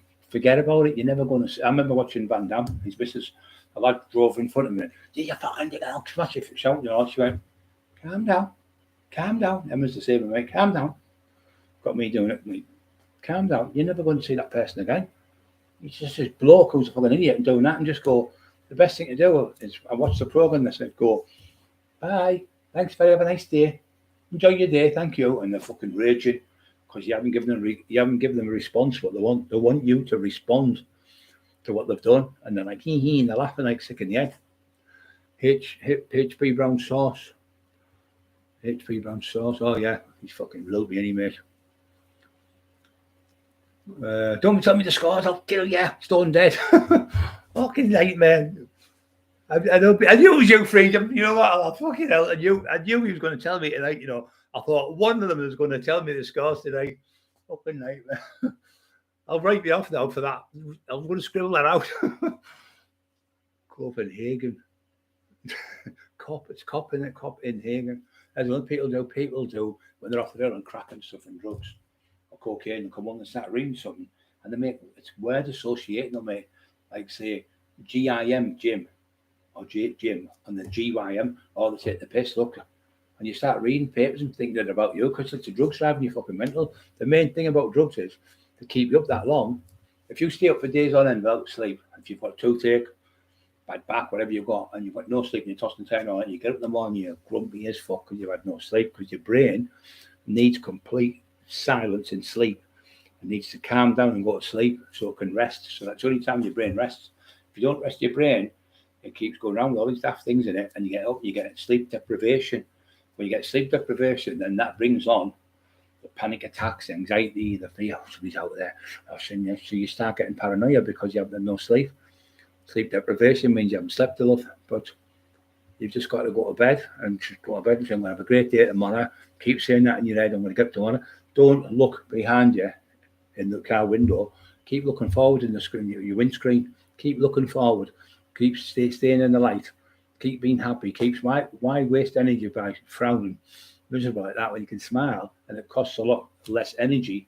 I think it's 13 muscles to smile and 27 to frown. So why waste energy and look miserable to every focus? If you walk in the shop and go, oh yeah, you're all right, you start smiling to everyone. Everyone starts to retract that negative energy, what you've been like that, miserable. People walk away from queues and stuff. I've seen it happen to people. We see people coming in all negative and grumpy old fuckers, like Norris of Coronation Street used to be. That negative energy rubs off on other people. So if you're hanging around with people who are negative, you're going to get that negative force of energy coming to you because you're with them. If you hang around with positive people, like people like the little great lad like him, going to the gym if you're training fitness and knocking around with people like that, he's always laughing and joking. You'll see him. I'll try and get him on Saturday. He's always laughing and joking. All he does is fucking laugh. He's a great lad. And you hang around people like that. I used to go to the gym on a Sunday, even though I didn't train on the Sunday. And we'd be in there 6, 7, 8 hours talking to other bodybuilders who were older than us because we were only kids.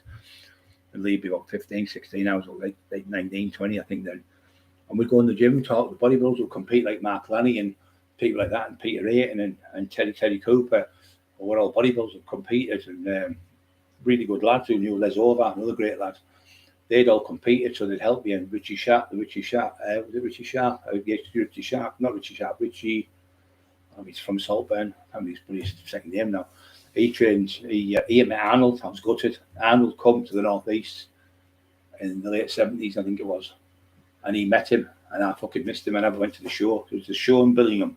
It was Mr. Northeast used to have every year, and people come from London and Manchester and Birmingham and all over. So if you went to the Northeast, then you'd go into the Mr. Britain. You get to the next stage. You go on stages to get to the Britain and then to the Mr. England or whatever. So Mr. Britain show, but he went and Arnold was there. He never talked to him. He's seen him and he got a picture with him. He's still got the picture to this day. Richie Short, S-H-O-R-T, that's his name. I haven't seen him for fucking years. I've seen his sister about 5 years ago with Emma, Teesside Park. Sweeteners are worse than sugars. Yeah, they are worse because they can give you fucking, sugars the same, but sugars can give you massive heart attacks and sweetness can give you fucking brain tumours and make you pounding headaches and you can't digest them. The human body isn't built to digest that type of stuff, so why would you eat something? You wouldn't eat that piece of plastic, would you? Well, that's what you're doing. You're putting stuff in your stomach where you can't digest.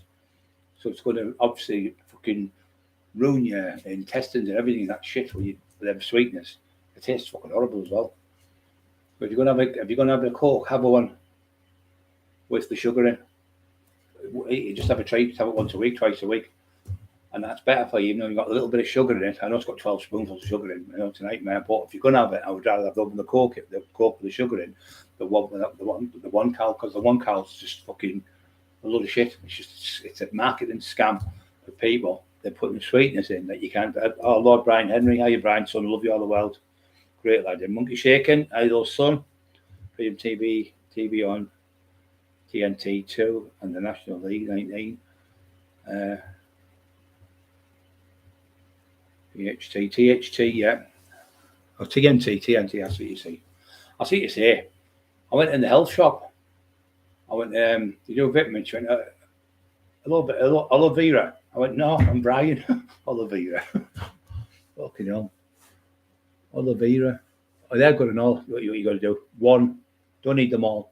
All you need is one of them. You can have like some type of oil to take, every day. I take a tablet with oil in, to try for your body. It's really good for your system. They're really good as well. There's loads of different types of oil tablets you can get. Fitness capsules. Little rubber ones, like you can swallow them. They're really good.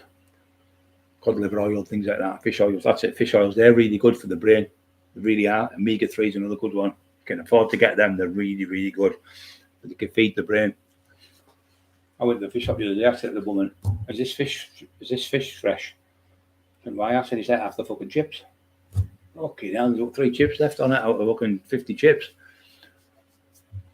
Monkey Shake, Racing Lady, Lord Brian. Lord Brian's getting stuck into these old podcasts with me. Lovely lad there, Brian. Lovely, lovely family. Monkey Shake for now. So, one mate respect. That's what I love about you all. You're all together, family. If we were all out on a pub all together, we'd all stick together like a fucking Centurion soldiers. We're all like fucking Shield, Wall Street Shield, like the Vikings. We'd all be together. Fucking, we're all like Vikings on here. None of us will back down to no one, and none of us will put up with any shit. If anyone's getting bullied on here by anyone, freedom and all the others, and everyone jumps in to help each one. I love it because no one's getting bullied on here. Where other channels, you see them and they talk to people like shit. I won't talk to anyone like shit. I talk to everyone the same as I want to be spoke to. I will speak to you the same. I will never ever talk to someone and disrespect them on here unless they've been horrible to someone. But yeah, you get people. Sometimes I've got mental health problems. They can't help it. They really are really seriously ill. But you get people that are evil, just wanting to be horrible, to spoil things for other people.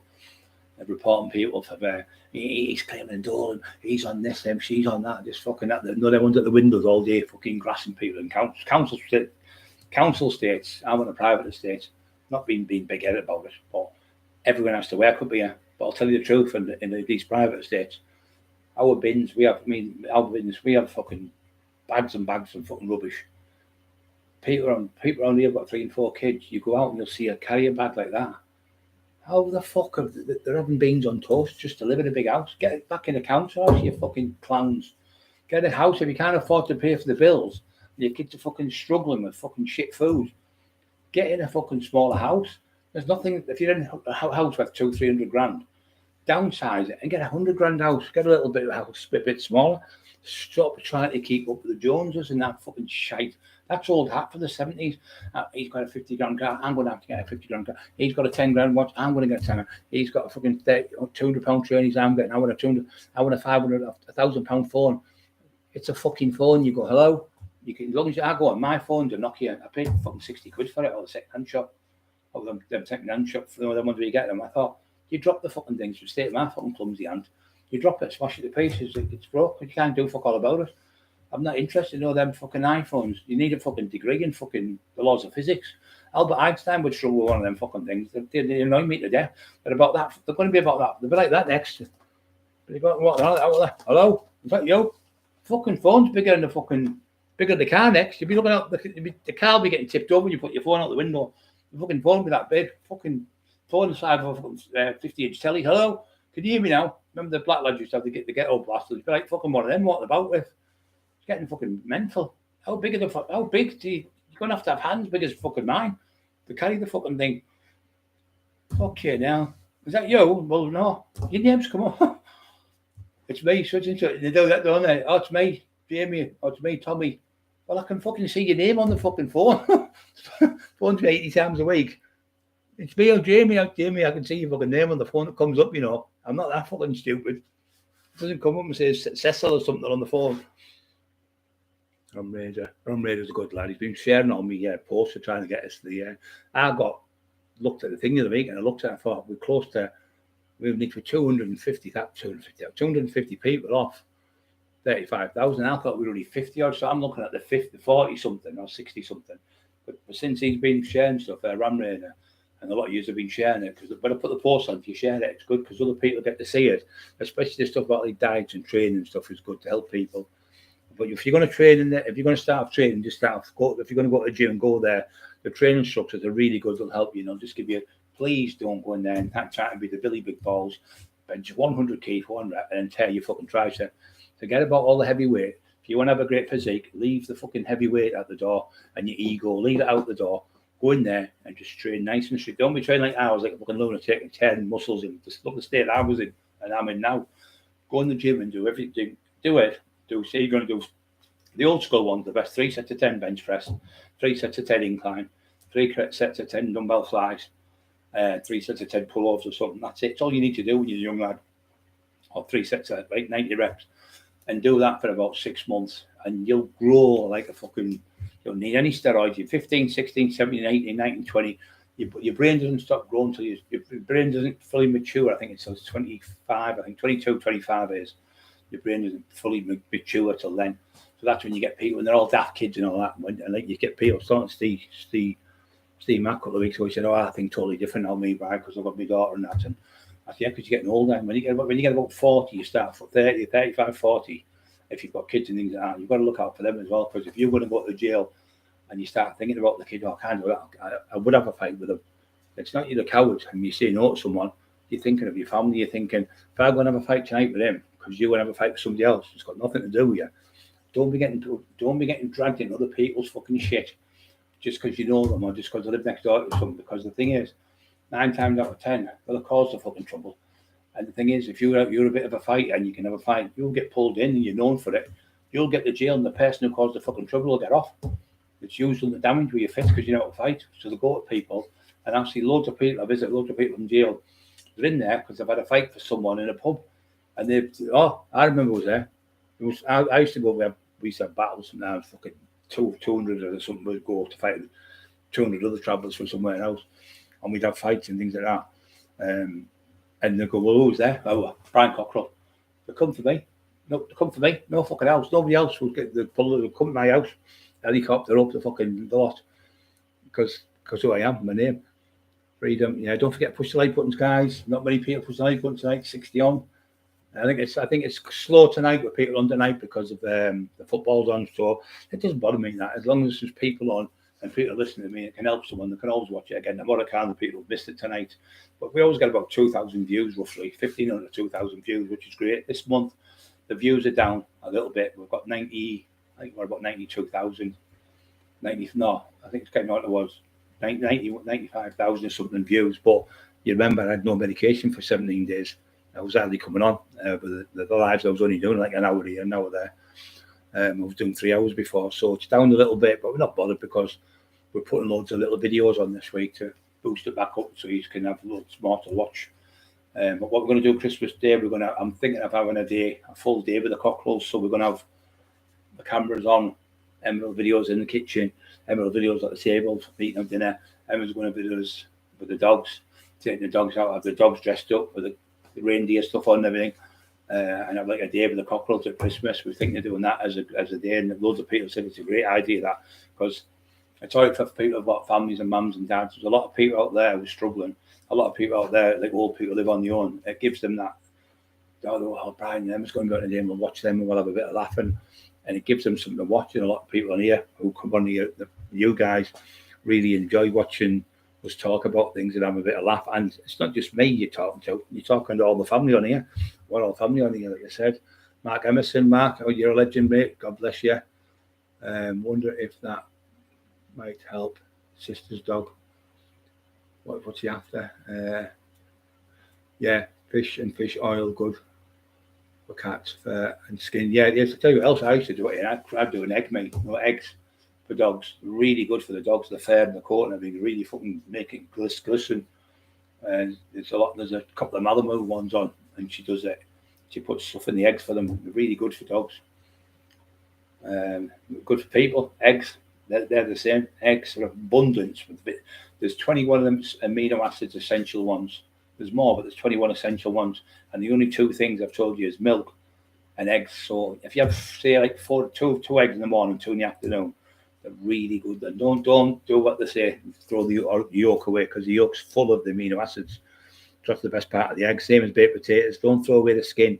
Same as apples, same as pears. Bananas, you have to. Fucking Eli fucking eats the banana skin. Eats a banana skin. What goes through me. There's no you bite it. The fucking taste kills me. And he eats full banana skins like Eli. He loves them. Monkey saying he missed a lot of this. Had to refresh. Yeah, it's okay, brother. Don't worry about that. Like I said, if you can only do it, you can only do it. If you can't, if you have to miss one, sometimes I come on, I've got to stop. I might have a bad day, and I'll miss it. But yeah, I'm starting to feel a bit better. Loads of football on. Yeah, that's what it is, mate. Loads of football on. Yeah, missed a lot of it. I had to refresh. Yeah, there's loads of football. Yeah, everyone's on here talking. You help it, I'll help you. You help me. Um, we always help each other, and everyone's it's good. When you see all the other channels, someone said, "Oh, you don't get 800 views like he gets, and you don't get this." I said, "Yeah, but I don't get all that clutter. I don't get all that nonsense. I go to bed with a happy frame of mind. I get up with a happy frame of mind. I've got lovely people on here. I'd rather have, like I say, 60 people, 50 people on, all nice and sensible, all getting on with each other, than having 2,000 on, all fucking screaming and shouting and bawling. Your head's full of chaos coming off, and I'm going to shoot him, I'm going to kill him, I'm going to beat him up. And it's all drama and bullshit and crap, and they're only doing it to get views. But the views they're getting, they might get views, they might make more money, they might make this. I'm not interested in that. I'm happy to make enough money to pay for the channel, the 80 quid for your internet, your money for your phones, and your money for your electric and things like that. But I can get that paid every month with the money I make off people. But I'm happy. I'm not in it. I'm not here to sit here and make fucking thousands of pounds. I'm happy if I make a few hundred quid a month to pay towards the channel, and that's what I'll do it for. So can keep going. But you get them making loads of thousands. Some of them are making, but the channel's just all chaos. They're all arguing, fighting. They're going to bed. They're making themselves. They're shortening their lives because when you're arguing with someone, I don't care who you are, it brings that adrenaline up and it makes you depressed. I don't care, even if you're in the right and they're in the wrong, and you're arguing back. You go to bed and you're fucking fed up because it's all in your brain what you've been arguing about. So therefore, you might not be thinking about it, but your subconscious, which you can't control, that's thinking about it. So you're having nightmares and terror dreams and all sorts because you've been arguing with some fucker, and it puts your cortisol levels up. It puts your fucking your blood pressure up, and you're going to bed and I can't fucking sleep. I can't sleep. I smash his fucking face in, and you're doing all that in the middle of the night. I've done it loads of times. I don't do it no more now. I just don't do it. I just think when that idiot comes on. Now I've only got the one troll really. It's just that fucking clown, and he put about 20 on last night. I just went delete. It must have took him about fucking an hour and a half to put them on. That big long fucking like a Bible verse. I just see it. I went delete, and then you push it down. What I do is I put hide from channel, and then I can't get back on that number. Cindy, how you doing? Love, I haven't seen you for a while. Hope you're okay. We're just talking about training, vitamins, vitamin D, good for your body this time of year when you're feeling depressed because you don't produce the testosterone because there's no sunshine. So 90% of people are walking around because there's no vitamin D in the body. The testosterone levels are low because vitamin D, even though you're a woman, you still produce testosterone, but not as much as a man, but you still need it in your body to function. So when you start putting the vitamin D back in your body, you feel a different person. In about 4 or 5 days being on vitamin D, I'll guarantee you now, cod liver oil, great, they're very cheap. Pound shop, Aldi's, you probably cost 5 or 6 quid a month, 7 quid a month to get the vitamin D, magnesium, vitamin C, cod liver oil, and what was the other one we said? Potassium if you're struggling with you don't need potassium because you get potassium on potatoes, but potassium if you're struggling with really bad cramps, and magnesium if you're suffering from restless leg syndrome, or you're suffering from sleeping all night because it calms your brain down. Magnesium, it shuts it down slowly and makes you feel it gives you rest. So a lot of people have been saying to me, yeah, Brian, it does really work. See there, the women straight together there. Was men and all good, see. Yeah, I'm a positive day. All yeah, you see it. So you come on here, it's positive on here because people are happy because you're talking sense, you're getting taught something. I've been doing this since I was 13. I'll tell you how I first got into it. I watched Arnold Schwarzenegger and Pump Iron. I thought, fucking, I want to be like that. And I'd go down the town and look at the books and that. And I couldn't read because I had dyslexia. And I'd look at the pictures and see people like Franco and all them. I thought, I'm going to be like him. Carl, he was called. Top there, Swedish bodybuilder. And it was Frank Menser, Rory Menser. Brilliant physiques, and top bodybuilders. Really good ones like, what's fucking name now? Mike Katz. He was a big, massive bodybuilder. He was great. I think he's just passed away. But somewhere in the 70s and 80s. What's he call him? That fucking little one. Looked like Rambo's physique. Quite his name. He was Frank Zane. That's it, Frank Zane. Arnold come in. He'd won the Olympia all them years, never got beat. So you seen Frank Zane stood there. Frank Zane weighed about 13 stone, 10, 13. I think he never ever went over 14 and a half stone. So Arnold was 16 and a half stone, fucking massive. Massive biceps. And Frank Zane, you see, what people don't know this, just because he's bigger than him, he hasn't got a better physique. It goes on the ratio. So if you've got a 16-inch arm, a 16-inch neck, and a 16-inch calf, perfect. 17, all 17. If you've got a 17-inch neck, a 20-inch arm, and a 20-inch calf, you're out of proportion. So a lot of people have weak calves. Arnold's legs are weak. My legs were 36. I'm going to put them on and show you them on there. When I'm on, the first time you see them, they're about 34 inches. I've got treble extra large bottoms on. And then later on, you'll see me with, I show my legs. But later on, you'll see me with these baggy ones like you used to get off the markets for bodybuilders for training, like American bottoms. And you see me from, I started off about 22, and you see me going up to about 23 and a bit, I think it is. And I'm fucking, my shoulders are like that, and they're fucking huge. Monstrously big in them videos. For those bodybuilding, I wasn't really powerlifting as much, but still lifting heavy weights. One week, Franco Colombo was a good bodybuilder as well. Yeah, he was. He passed away. Boating accident, he died. Arnold's best friend, him. And I'd watch them videos, and I want to be like them. And my mum got a Betamax video machine, and I got it recorded. I used to watch that fucking all the time when I was a kid. So my uncle Tam, TAM from Redcar McGivern, and Frank played for Manchester United, Frank McGivern. But he's in Francis McGivern, you'll see him in the team. And so Bobby Charlton, God rest your soul, rest in peace, legend, the biggest name in the 60s for football, because he won the World Cup, won the European Cup, and he won the fucking Premiership with how many times? It wasn't called, it was called the League then, League One. And he also, won the World Cup, and he was the most recognised person. When you go abroad, people would say, in Spain, Bobby Charlton, and do all that stuff, wherever you went, his name was Bobby Charlton, because obviously he was a legend. He was from Newcastle, and his brother was Jackie Charlton. He played as well. Great manager, Jackie Charlton. And he's sadly missed because, like I say, he was epitomises one of the best footballers in the world, because he could play with both feet.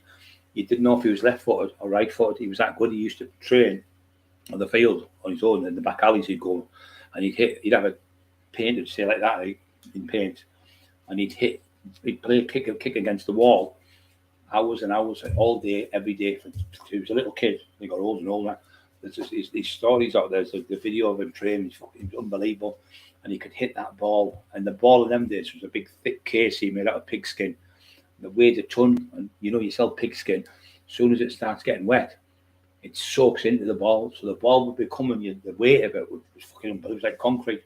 And used to lace them up with a lace, and the lace would hit you in the head, and things like that. It was a fucking nightmare. Honestly, were horrible. The balls now are unbelievable. So he was hitting them balls all them dead years ago and putting them in the back of the net. Phenomenal. Him and George Best, when they were together in the same team, absolutely brilliant. And Dennis Law, brilliant team. But I don't know what the fuck's happened to him, this new manager. Fucking all over the place. He spent £500 million in 2 years. And the team's shit. I'm not joking. I've spotted Man United since I was about 5-6 years old, because my uncle played for them, as I said, in the youth team, and they're the worst they've ever been. I think I can't remember them being this bad. Even in the 70s, when they were bad, Liverpool were brilliant. It's the fucking worst I've ever seen them. 70 on, the football must have finished, so everyone's come back on now. So I'm second best, am I? Ban the ones all coming on now. Freedom, ban them all. Ban them all, kill them all, slaughter the lot, slaughter the kids, slaughter the sheep, slaughter the dogs, kill everyone. Freedom's going to start the little machine guns. Hey, fucking hell. I told you I'd make you laugh. Hartlepool 1, Halifax Town 1. I used to go to the Hartlepool matches. We used to nick in. We used to go around the back, get hogged up, get a leg up, get over, and then the fucking cock would boot you right up the arse with a big hobnailed boots on. Big segs in them, they used to call them. I don't know what they call them in different areas. Little metal studs in your boots, you make you last longer, like army boots. And they'd boot you out the fucking arse. Oh, your cheeks would kill you, or slap you across the face and throw you back out. And you'd run off, you bastard. I'm telling my mama, yeah. You're up 9 or 10 year old fucking sneaking through the fences because you're that little wiry thing. So anyway, my uncle owed my mum some money for a car. He bought a Mini off her, and he owed her around when she was about 60 quid. So she was going to get the money off him. He said, "Oh, I can't pay you, Mary." He said, "Because I'm struggling. I've lost my job." And he said, "But I've got a set of weights there." So he gave me a set of weights. It was about 180, 200 pounds in weight. It was a little bar, it was rusty, and had little bits of tape on so you could show you where your hands were. It was a little bench made out of wood, and he turned it round and he nailed it on with like bits of tacks. He's a electrician, a window fitter, and he's a mechanic, so he's good with his hand. So he made it out of wood, like 4x4 wood, and he cut the thing out at that angle so the bar would go on. And anyway, I got in my room, so I used to train every day, 3 hours a day, every day. I train an hour in the morning, an hour in the afternoon, an hour at night, every day I train, because I used to think the more you train, I was getting it all wrong. It's not how long you train, it's how you train. So you better train 20 minutes, 30 minutes, really hard. Then said you'll see people on the phone for they've been in the gym 2 hours and they've fucking not even got a bit of sweat coming out of them. So what I used to do is to train 40 minutes to an hour when I was at my best. And then I'd have days where I'd box and other days where I'd go bike. I used to do 10 mile a day, 70 mile a week on the bike. When I was younger, I was super fit. I was doing like 5 mile a week with Emma, before my injuries. I was doing 30, 40 mile a week. She was doing it with us. Just in around here, because it's all where we live here, it's all bike paths to go on, and then people walk on the other side, the dogs and stuff, which is nice. Yeah, so yeah, you've just got to get in that gym and just start off light and just go up a little bit. Don't jump like big leaps, just take it slow. Rome wasn't built in a day, and you only get out of what you put in it. So if you're just training, you can't wait to get out of the gym, you should be in the gym. You should be loving every second you're in there, but push yourself all the way through that. Say you're there 20, 30 minutes. 30 minutes is enough for somebody 15, 16-year-old. Somebody just starting off. You can train a 60-year-old, just 10 minutes a day. 70-year-old, doesn't matter. You can train at any age, and it helps the body, and it helps you live a lot longer. All these top bodybuilders, nearly every one of them are old men. Mick Key, Theo was a big back in the day. Yeah. He was talking about me, so Kevin Kilty. Kevin was telling us a story. He was telling me he was on there with another bodybuilder. He was talking to him. They were on about me, him and Lenny McLean. I never talked to them, but he was talking. Kevin Kilty's on one of the podcasts. So they used to talk about me down there, about my fighting skills and stuff. Mike Tyson 4 days till the Tyson Fury, is it? Tyson fun. Yeah. The Tyson fun. Is it fighting? Is it fun? Fun, yeah. I don't think AJ will beat that. The black lad in America, what's he called? I think he's just too good for him. I mean, AJ was beat by that Ruz won it, and he wasn't weak. He was really poor. He gets caught with the right hand over the top all the time. He only fights one way. He's got no other way to fight, AJ. And he seems to, with him being so big, a lot of muscle. See, people don't know this. The more muscle you have, the more oxygen you need. So what I'm talking to you there is, when you're training, your body produces hemoglobin in your blood, which is the oxygen that feeds the muscle. So if a muscle's massive, it goes to it, but it doesn't last long, because that's why they gas out. That's why AJ, if he's not done his job within 4 or 5 rounds, he's knackered. On fifth round, you'll see his arms dropping, he's tired. And I don't think he'll beat, what do you call that black lad from America? I can't think of his name. When I went down with Tyson Fury and when he got back up, I thought he's beat him, he's knocked him out, and I couldn't believe how Fury got up. It was unbelievable. It was like a fucking demon jumped in him, got him up. Jesus. When he got up, I can't remember his name now. Deontay Wilder, is it? Deontay Wilder. Deontay Wilder as an image fighting, I think. I don't think Deontay Wilder is just too fast for him, too mobile for him. There's a lot more, loads and loads more stamina in him as well. Fuck him off.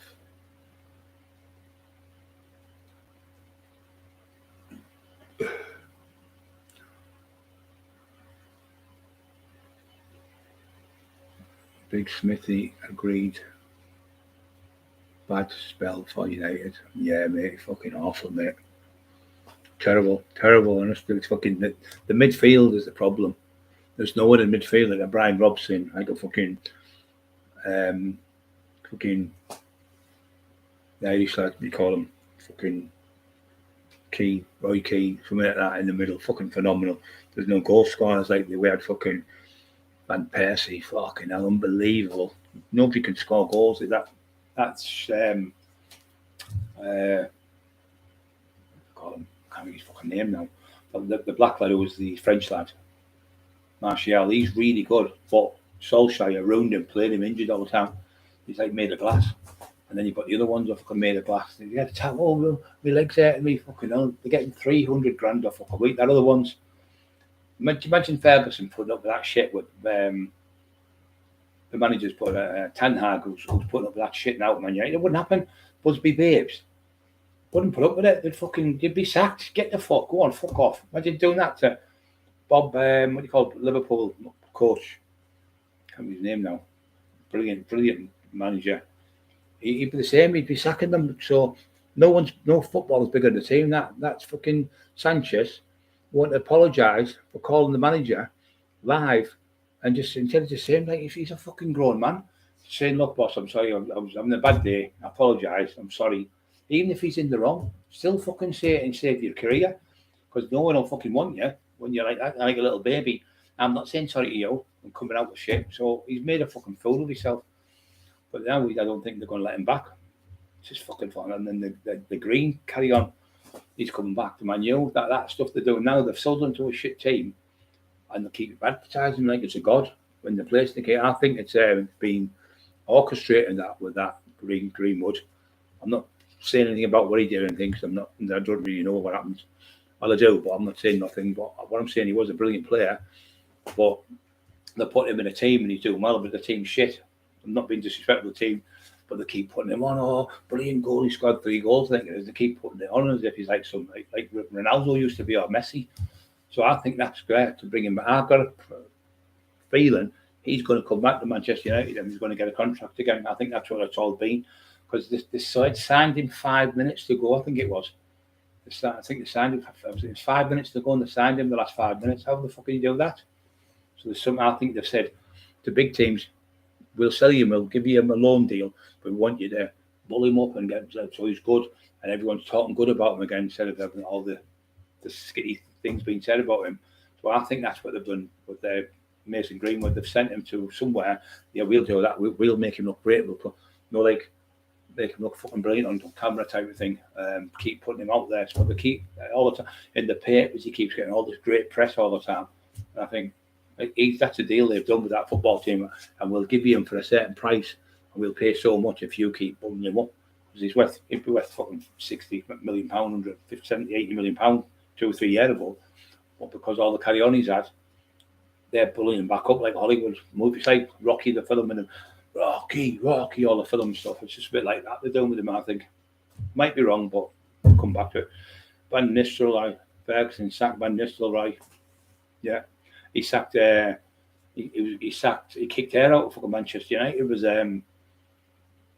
Posh Spice. She came in. How come David John, you're getting 20 grand a week, and you give Roy Keane 50,000 pound a week? He went, get the fuck out of his square. Get out of my fucking office. Get out of Old Trafford now. Threw out of Old Trafford for about 2 years. She couldn't come back. And when she did come back, she could only go in the crowd. That was a proper manager. You do it with Keane. Screaming at him. He used to call him the hairdryer because he'd fucking scream that much. It was like the oxygen coming out. It was like a hairdryer drying your hair. That was his nickname. And then Jack Stam written a book about him and said, oh, he's this, that, and the other. He went, you all right, Jack? He went, yeah. He said, well, when you get back to Old Trafford, this was the Sunday morning, I think it was. Maybe Monday morning. When he was going back after the football. And he said, right, yeah, when you get back, empty your locker, you're sacked. Sacked him at the fucking petrol station. Shouted him, don't fucking bother coming back. Yeah, called him in a book. You don't do that, do you? You keep it behind the doors, don't you? Beckham, good player, Beckham. He could never beat a man, but he was fantastic at free kicks. When he got a free kick, 20 yards, 22 yards outside there, the one against Greece and that, you just think he's going to score. He was fucking unbelievable. Remember that halfway line when he chipped the goal kick? That was fucking brilliant. He was a really good player, but could never beat. It wasn't like Messi going past people or Ronaldo. It was not that terribly good, but he was a brilliant free kick taker. He was a fucking best in the world for me. But they've got what Man United do? They'll come along. The player will be worth 50 million. Liverpool offer 45, 35. Man U will go, I'll give you 100 million. I'll give you £300,000 a week. I'm like, what the fuck? That's what they're stuck. That's why they've got no fucking money. The players are costing. Did it with Sanchez, the one who went from Arsenal. He's on £350,000 a week sitting on the bench, and I think he went up to 500 grand if he scored. 500 grand a week sitting on the bench. They had that other one, Phil Jones, £180,000 a week for 5 years. Never played a game for 5 years. Fucking crazy, honest to God. They've done it again with him. Shelf. I think he's on 300 grand a week. They've done it with the other one, the other black lad from Manchester. He scores every now and he's good last year. He's been fucking shite. And when he scored in the England game, but the England game, all the international games, it's very slow unless you're playing a big team like France or fucking like top team. But them fucking national break things, I think they're shite. They used to be great years ago. Yeah, you're right, mate. Okay, yeah, he's gone down, hasn't he? With like I say, with like that Ruz, when he fought Ruz, he fucking destroyed him. Then he had the one with the other lad. He beat him, didn't he? The other one was called Russian lad. Not Russian, was he? I have his fucking name now. The other lad, he beat him, didn't he? But I think Tyson's too big for him. Too big and heavy and strong. Big long arms. He's got boxing skill. AJ's got that much muscle on. He's a bit like Frank Bruno. Frank Bruno used to get in the ring. He'd fight some Mike Tyson, and he'd struggle because he'd be out of breath because he'd be fucking taking that much fucking gear and that much shit. And the muscles need more oxygen the bigger they are, so they run out of breath. And that's what's happened to him. All the fights he's had lately, he's struggled in the 5th round. Every time it comes to the 5th round, he's fucking knackered. Yeah, no one could knock a ball past 4 players with those crosses. 4 players with those crosses, yeah.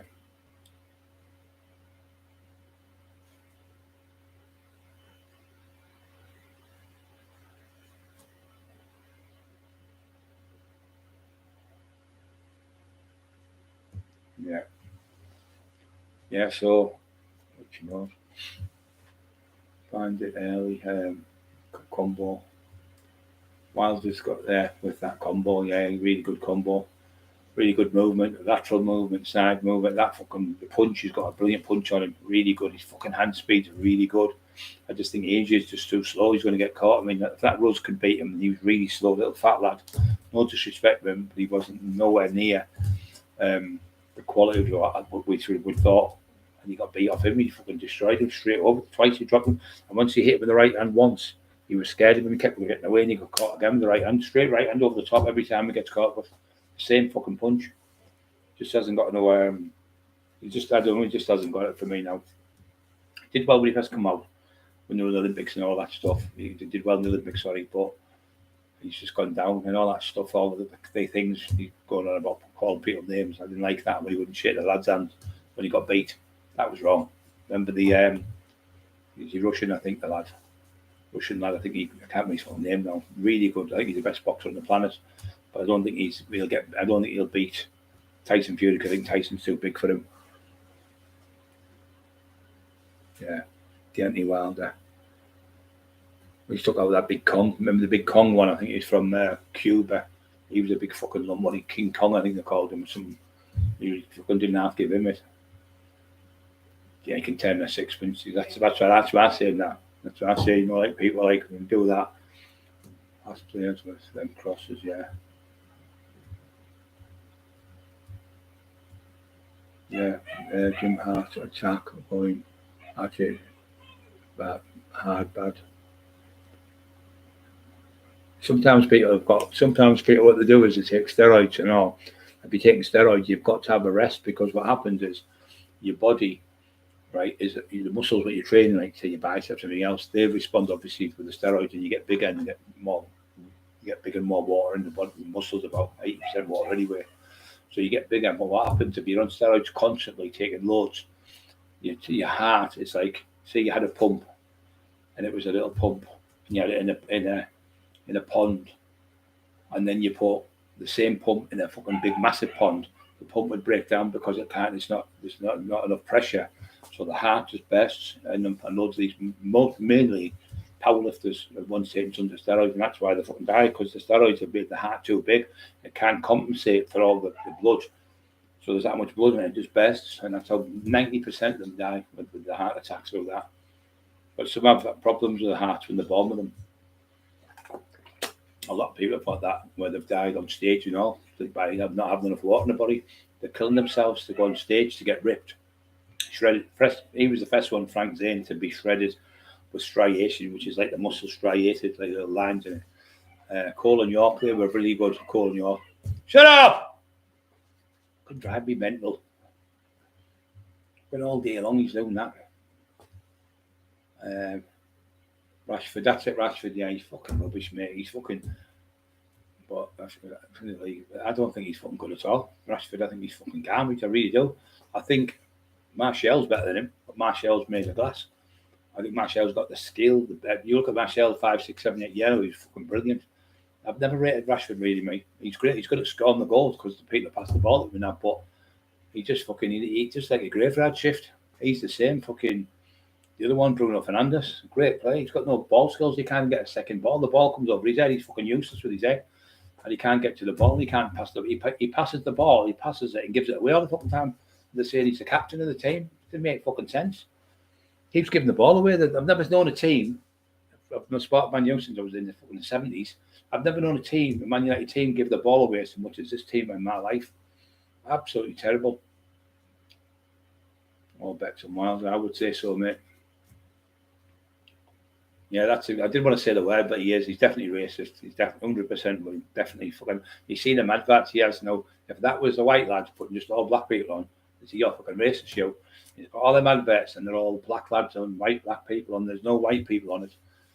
He knows. We all know he's fucking racist. And Usk, he's fucking brilliant. Ukraine for a fighter. He's absolutely the top of the range. Where you can change any angle, any formation, brilliant punch, brilliant. You can take a punch.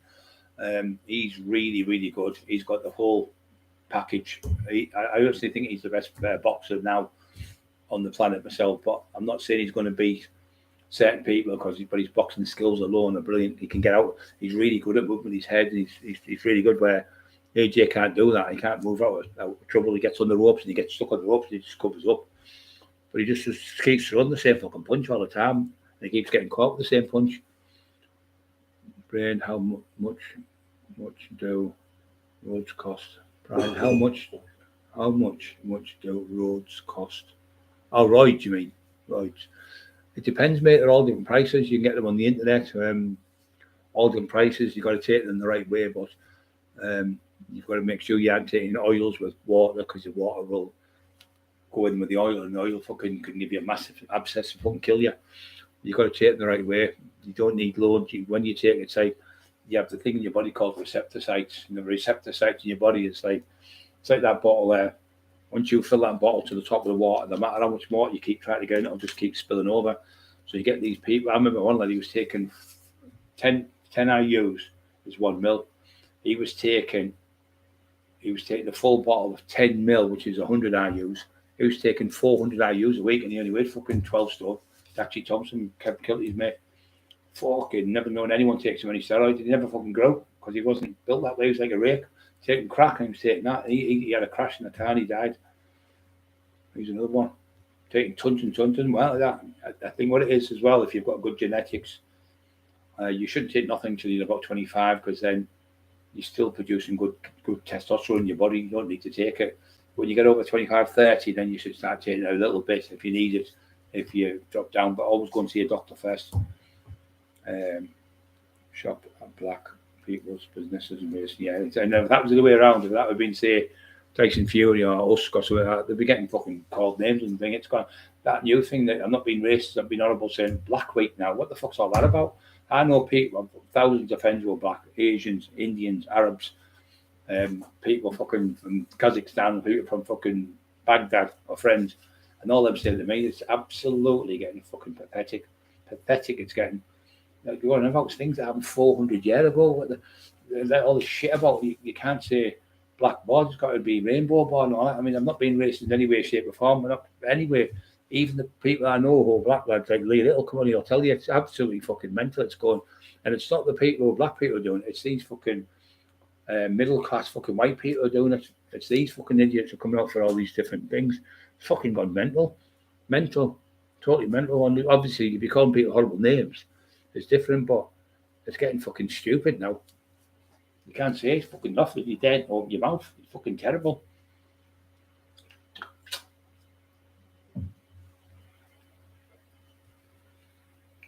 It's like having a black board. It's a black board. What the fuck? How's that racist? Or the sky's black.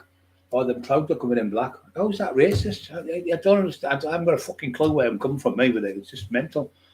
You can't say the word. But what if a black pigeon comes, or a black dog comes, or a black bull? What are you going to call it? Or there's a, you don't say nothing. You know, these people, you see them on telly and stuff, and you see, like I say, loads of black lads I know, all friends of mine, all think it's fucking balmy, it's gone crazy. If it's a black bird, it's a black bird, isn't it? What the fuck? How's that racist? Don't fucking stand at me. Joe Joyce, not a fast boxer. It's the Chinese guys fight like Wilder. I see outcome. Cartman, Joe Joyce.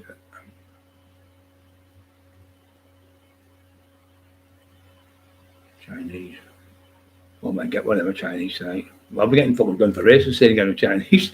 You can't fucking say nothing, can you? It's fucking terrible, isn't it? Fucking balmy, mate. The things that are coming out with are just it's sad, isn't it? When you sat there and you've got no racist in you whatsoever. You've never ever been nasty to anyone who's whatever fucking nationality. I don't care where you're from. Yellow, green, pink, green, fucking alien. If you're polite to me, I'm polite to you, and that's what it's about. So all this shit about Black fucking week and Black month and all that is fucking pathetic. Getting, like I said, most people that I know who are black lads I know was in jail with loads from Leeds and Manchester and loads in the town and that I know.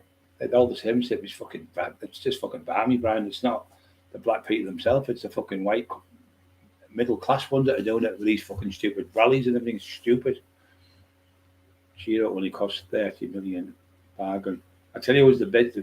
Let's have the competition here. Who was the best player for the cheapest price ever? Let's get that one out. See if you can get it. Let's see if you can get this one. Freedom and Cartman, everyone. I was in jail at the time it happened.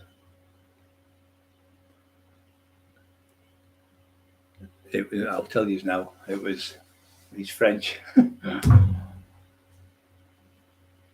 He went from Leeds. He only cost £1 million. He went to Leeds because he knocked out fucking ginger fucking man. The player used to be Man United on the wing. What was he called? The little ginger Scots one. He had to use the Leeds manager at the time. He knocked him out and he knocked a lad out there. He was seeing the lad's wife. And I was in jail in Leeds in the sports centre. I was at. Were telling me what was going on, and he knocked him out. Ferguson. It was not Ferguson. Was he called Ferguson? Yeah, it was called Ferguson as well, wasn't he? The little ginger one. And he got fucking sparked, knocked him out on the football field. And Man United got him for £1 million. And Leeds won the championship, I think, 1990, 1991. And then they won it later on when they bought him. I think it was 92, maybe they got him or something like that. When he went to Leeds, they won it, the title. And then he went to Man U and they won it 3 or 4 years in a row. 3 years in a row, I think they won it. He was brilliant. Come on, guys, who is it? Not Ronaldo, no.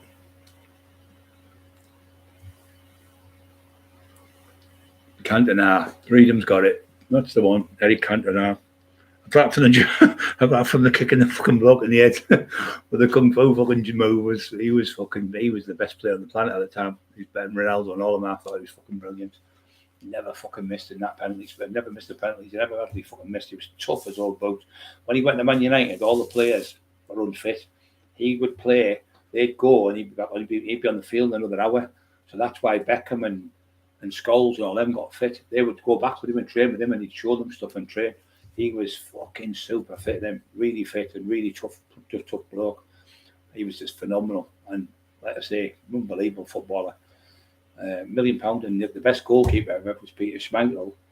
£500,000. That's all they cost for him. £500,000. Imagine him now be worth fucking 100 million. Yeah, rest in peace, Dave Courtney. That idiot last night was putting on a little fucking rat face going. Brian was saying, I beat Dave Courtney up. I beat him up 7. I wrote his John 17 places. They ate 5 parmesans, 5 kebabs, and no, because I'm I think on the holiday where I'm eating the food. I really did eat that food like that. I was eating like a fucking pig. When you do when you're that big and you're training every day and you're taking loads of steroids and you're fucking eating like fucking exercise and all. He's never trained in his life. The fucking Gordon Strachan, that's who he knocked out. Yeah, I don't think Gordon Ferguson, where the fuck half come from. He knocked him out on the training ground, and he was shagging one of the players' wives in Leeds, and that's how it all come out. I was in jail in Wealdstone, which is right next to Leeds, but in a part of Leeds, and that's where the training ground was. And I used to see Ian Rush used to be there. You remember him, Lee Sharp? He was bad on the gig, bad on the crack and the heroin, really bad. And on the drink, he really good player. He played against Arsenal. I think he scored 3 or 4 goals. He was fucking brilliant one night. He really let himself go. He was brilliant. He was absolutely brilliant. Scholes, he was ginger, yeah. Paul Scholes, one of the best volleyers of a ball. Some goals he scored were fucking brilliant. Magic touches. Strachan, yeah, Gordon Strachan, that was him. Yeah. Little wacky ticket, a little gobshite, a little mouthpiece on the field. A few people, Frank, my uncle, told me, are not liked by people. He was a good player. The full back. Dennis Irwin, he was fucking brilliant. And the 2 Neville brothers, Gobby, but they were brilliant there in defence. The defence was brilliant. And Jap Stam, and what was the other one? What was the other one called? The Ukraine one. I just fucking forget his name. He was brilliant with Rio Ferdinand and him were great. Fucking shit now. Fullbacks are fucking shite. I don't remember him now. Fucking lost his name. Bruce Grobbelaar. He was a Liverpool goalkeeper, wasn't he? Liverpool, yeah. He got done. He got done for fucking. He got done there, Bruce Grobbelaar, for fucking fiddling. He was letting the goals in, deliberately missing like penalties, letting them in, and he got done. He got fucking. I don't know what he got fined or whatever, but he got done. He was up at court for it all. Bruce Grobbelaar, that's his name.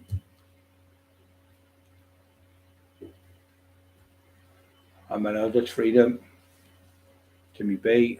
Right, guys, I'm going to shoot. We've done over 2 hours, so I've had a great night. I hope you're okay. Have a great day tomorrow. And we'll carry on again tomorrow if you come on back on. So I'll be back on tomorrow, guys. Being really good. Really good night tonight. 74 on 44 thumbs up. And I think what's happening now, more people coming on because the football's probably finished. Ferguson was in the team where the manual players were in their 40s, like Sheringham, he was fucking good. And Cole and all them are getting older, and all them were in the team. And they had the Neville brothers, they were 38 or something, and the players were all at the end of it, and they lost so many games, and then they won something like 18 games in a row and they were a draw, and they won the title. Fucking unbelievable. And he only had a team and it was mediocre because they were all old men. They were all at the end of the days, and he still won the title. Like if he come out of retirement tomorrow and he went to Man United, I'm telling you now, in about 6 months, not even that, in about 6 fucking weeks, there'd be a total different team with him. His brain was just fucking out of the box, no pun intended. Absolutely unbelievable. Like Napoleon as a general, fucking unbelievable. He was brilliant. Fergie Town, absolutely brilliant. He had a flying kick. Played for Leeds. Yeah, he played for Leeds. I was there, mate, with a few. Vinnie Jones played for Leeds. I don't know if he played for Leeds, Vinnie Jones. I know he played for Wimbledon, and he kicked. He grabbed Gaza by the balls, and that's what made him a big name. The crazy gang, I think they were called. They won the FA Cup, then I think it was 1-0. Right, guys, I'm going to show. Thank you, everybody, for tonight, and it's been a pleasure again. Let's go with this fucking stupid machine. This on, starving. Going to be Chinese tonight, I think. Oh, they'll get done for being racist now. You can't shortcut, can you? Like you did in the 70s, you get in trouble.